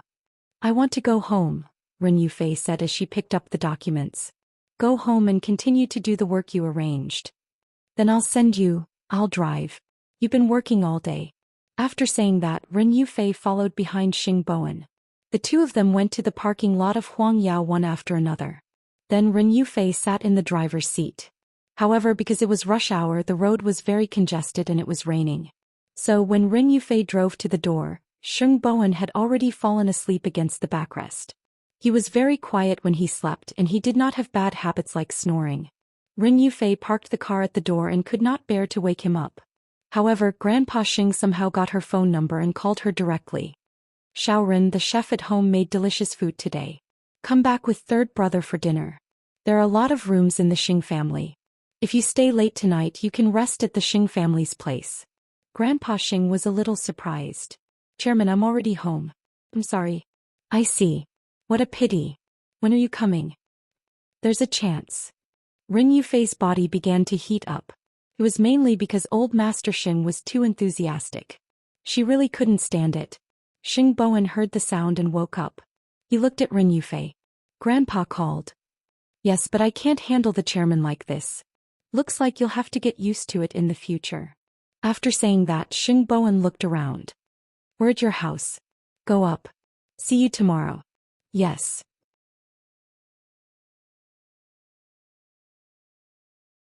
Ren Yufei released her seatbelt and was about to get out of the car when Xing Bowen suddenly grabbed her arm and pulled her into his arms. Today, I'm really happy. Ren Yufei wanted to struggle, but when she heard this, her heart softened and she let Xing Bowen hug her. It's this steadfast feeling that makes me feel very comfortable and relaxed. Then Ren Yufei withdrew from Xing Bowen's arms. See you tomorrow. Xing Bowen knew that this was the little bud of love. He loved Ren Yufei's reassuring scent, so he wanted to take good care of her. However, when he thought of Hu Ran, he suddenly put away his gentle expression. He had to admit that he had no way to deal with such a person. He had to ask Mu Qiqi for advice. At this moment, Mu Qiqi was confirming whether what happened to Feng Xianxian in school was done by that top student. If it was really the case, then Mu Qiqi would definitely give him a taste of his own medicine. I've checked most of the school's surveillance cameras. Although I didn't really capture this person, he's in every video. In addition, I've been to the hospital and asked the medical staff. From the hospital's surveillance cameras, he was the one who went to the medical staff to deal with Feng Xianxian's case. After hearing Su Che's words, Mu Qiqi nodded. That's right. He used such a shameless method to deal with a girl, and he still dares to call himself an excellent student. Originally, he shouldn't be compared to a criminal, but from the looks of it now, he's still a brother after all. He has the genes to harm others. After hearing Mu Qiqi's words, Xing Xiao pinched Mu Qiqi's chin and looked into her eyes. I think you haven't encountered a setback in a long time, so your hands are itching, right? When Su Che saw this, he quickly retreated. The two of them were arguing with each other like this. Soon it would be an X-rated scene. He didn't want to be a third wheel here. However, just as the two of them were about to kiss, Xing Bowen called. Mu Qiqi immediately pushed Xing Xiao away. Go take a shower. Xing Xiao looked at Mu Qiqi mockingly. This little one had all kinds of tricks up her sleeves all day long. However, he spoiled her. There was nothing he could do. So Xing Xiao got up and went straight to the bathroom from the study. When Mu Qiqi saw that it was Xing Bowen's call, she immediately picked it up. What's wrong? Third brother. There's something I want to ask you. Xing Bowen was downstairs from Ren Yufei's house because he didn't want Ren Yufei to bump into Hu Ran looking for him endlessly again. Is there any way to make Hu Ran give up completely? Did she do something shocking again? Mu Qiqi guessed. He came to me to remarry. Mu Qiqi was speechless. Does this person have a dual personality? No matter how bad she was in the past, she wouldn't be so persistent. In the end, she still can't accept it, Mu Qiqi said helplessly. As you, of course, you can only give her the cold shoulder, avoid her and forget her existence. Otherwise she will think that you're just acting coquettishly with her. She came to Huang Yao today and was seen by Secretary Ren. Mu Qiqi rolled her eyes. Why did she go to Huang Yao to look for you? It's because she has already smelled the adultery between you and Secretary Ren. He wants to test you. If she finds out about your relationship, she will definitely go crazy. But I'm open and above board. Let me think of a way. Mu Qiqi fell into deep thought. Give me some time. Hu Ran was not going overboard now. She was just pestering him, so there was no need to use any ruthless methods on her. However, the relationship between third brother and Secretary Ren had just sprouted. If Hu Ran appeared frequently, wouldn't their relationship be unstable? I feel that I'm very useless. My words and actions don't seem to have any deterrence to others. At this time I'm a little envious of eighth brother.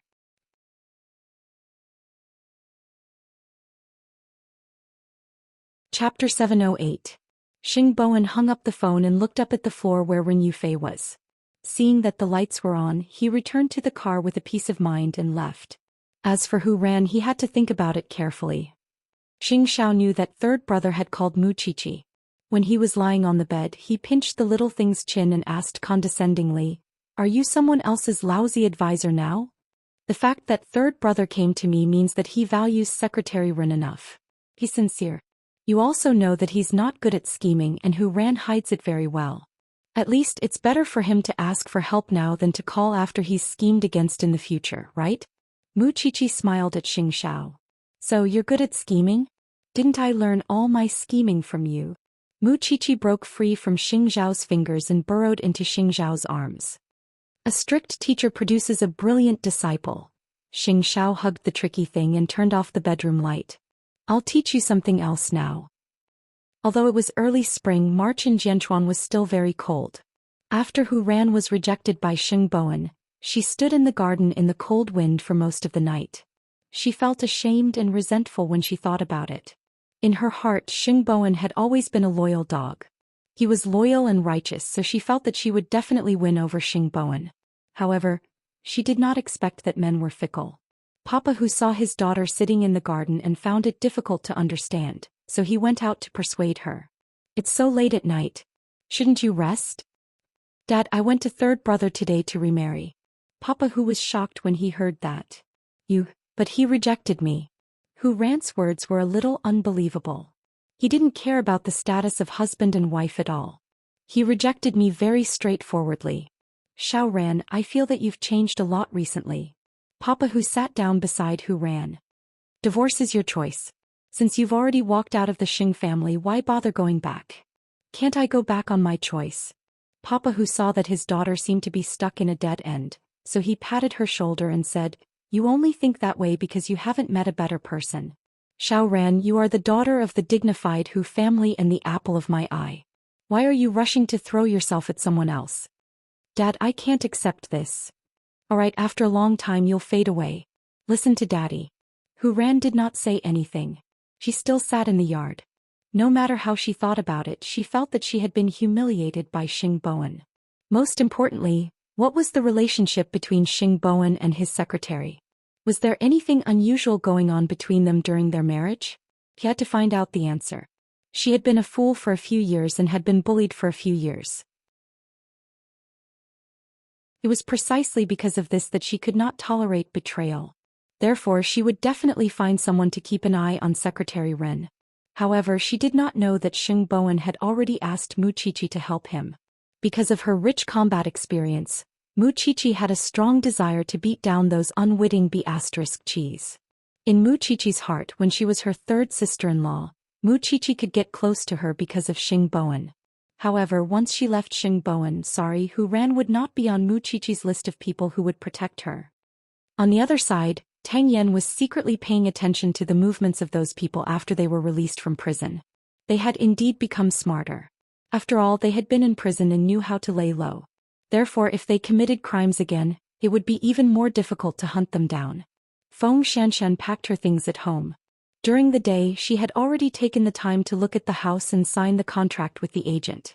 Soon she and Tang Yan would be able to move into the new house.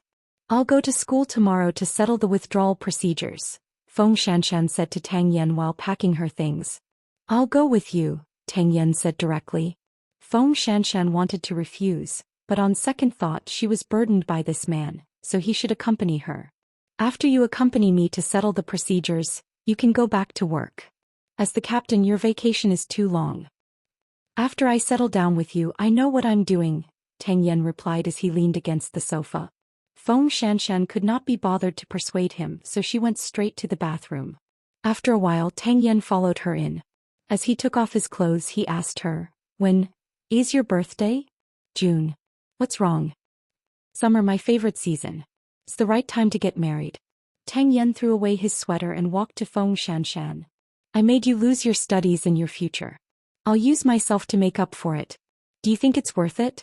Feng Xianxian took the opportunity to put her arms around Tang Yan's neck and chuckled. "You're a husband who will disappear at any time. With a family I won't be like before," Tang Yan promised seriously. "Words are no guarantee. You'll write a guarantee later." Tang Yan could not do anything to Feng Xianxian. He could only press her against the wall and kiss her hard. This woman was too special and made people worry about her. She had lost her studies and reputation, but she was not anxious at all. She was not sad or disappointed at all. It was as if everything was a small matter. But the more magnanimous she was, the more worried Tang Yan was. Because he knew that Feng Xianxian could do anything for him. The next day, Feng Xianxian told Mu Qiqi on the way that she would go to school to settle the matter of dropping out. Mu Qiqi guessed that a certain captain would definitely follow, so she was not worried. "I wanted to find 2 bodyguards for you, but you probably won't need them. I realize that you're not only sharp-eyed but also clairvoyant. You can see things from so far away. Since you know who the mastermind is, are you just going to let it go?" Mu Qiqi asked Feng Xianxian. "They came openly and we fought them openly. Since they played dirty tricks behind our backs, we can only return the favor. This has nothing to do with you. Don't get involved." Feng Xianxian said to Mu Qiqi anxiously, "Shao Qi, I know you're angry for me, but now is not the time to deal with him. Up to you, Teenage Mutant Ninja Turtle." He was taking revenge for his brother. Feng Xianxian thought to herself that those outlaws' lives were worthless. If they really hurt the precious Mu Qiqi, Xiao would definitely flatten Ting. "I'm at the school gate. Let's stop talking." In fact, Mu Qiqi had just gotten out of the car and saw Feng Xianxian and Xiao in front of her. It was breakfast time for the students, so there were many people in the school. Feng Xianxian's appearance in the school at this time inevitably attracted people's attention, especially when there was a man beside her. Why does this man look so familiar? I think I've seen him somewhere before. So handsome. This man is so stylish.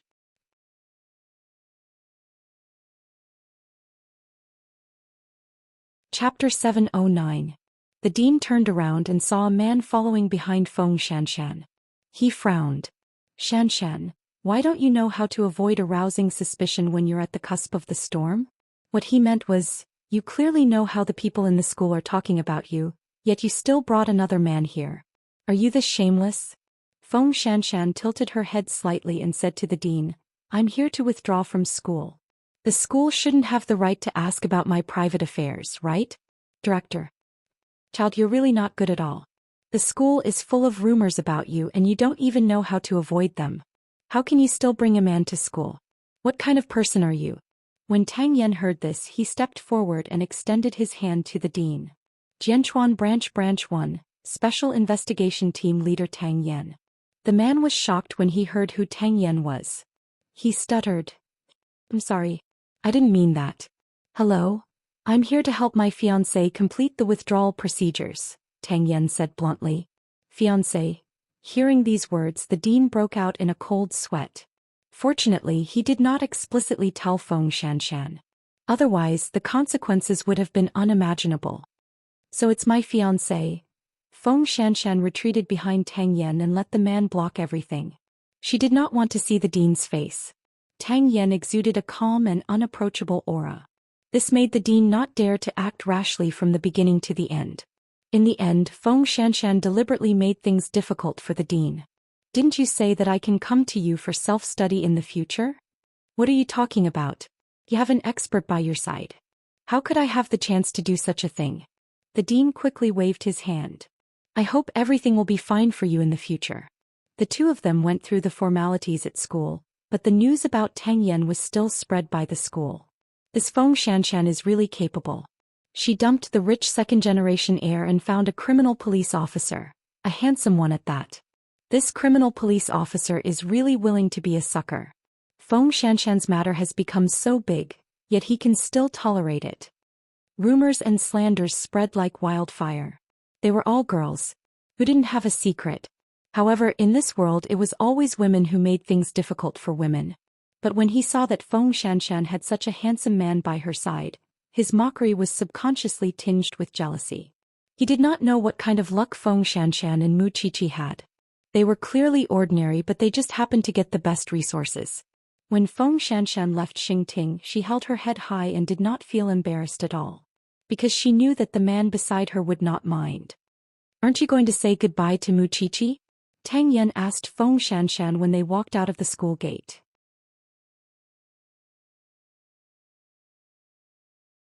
Feng Xianxian shook her head and smiled. No need. We'll be neighbors soon.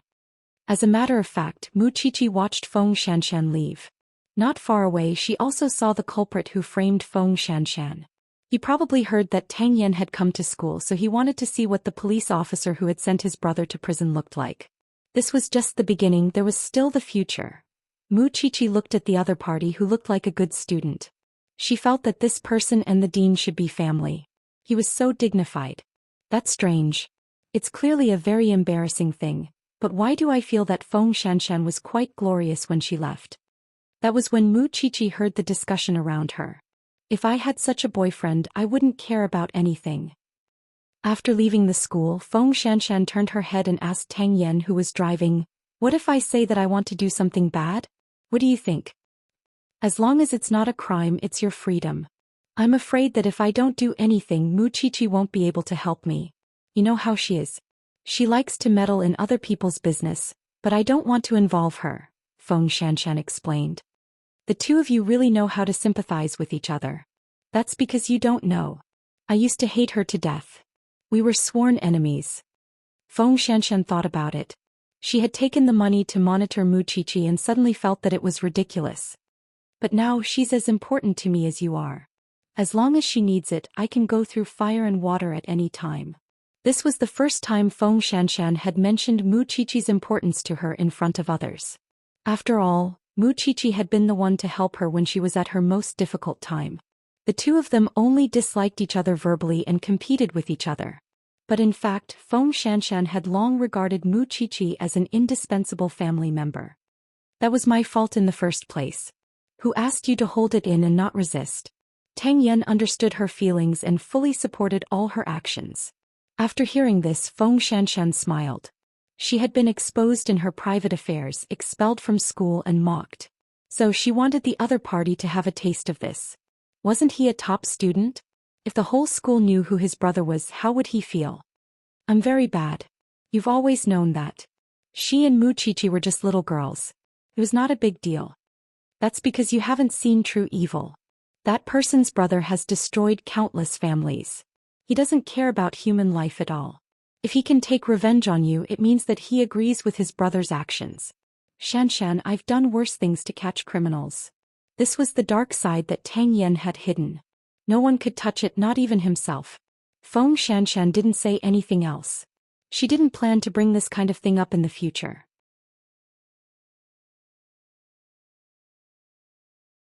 After all, Tang Yan's identity was still there. She shouldn't make things difficult for Tang Yan. Although she didn't commit any crimes, taking revenge on that person was no different from that person. Therefore she changed the topic. The landlord said that the procedures can be completed in 5 working days. Everything in the house is complete. Is there anything else you want to buy? I'll arrange everything. As long as you like it, Tang Yan replied directly. In a few days I'll discuss it with uncle and plan for you to study on your own. I'll listen to your arrangements. Tang Yan didn't say anything. The corners of his mouth curled up slightly. This was also what Feng Xianxian was satisfied with. She didn't ask her to be an upright person. That was how she was. Just like Mu Qiqi, she liked to hold a grudge. In the school, Mu Qiqi was in the classroom quietly attending classes. To her, bullying Feng Xianxian was no different from bullying her. It was one thing to plot behind her back, but even the dean was taking advantage of her. She didn't know how many girls he had used this method to coerce. Since he liked to contact her in private, she would let him contact her to his heart's content. After school that day, the school forums spread. Someone anonymously reported that the dean of Xingting's forensic department was involved in some shady business. Who didn't know how to make up stories? You're tuning in to the Zhou Xian's Legacy YouTube channel. Don't forget to subscribe and join us on this journey to catch the most captivating stories.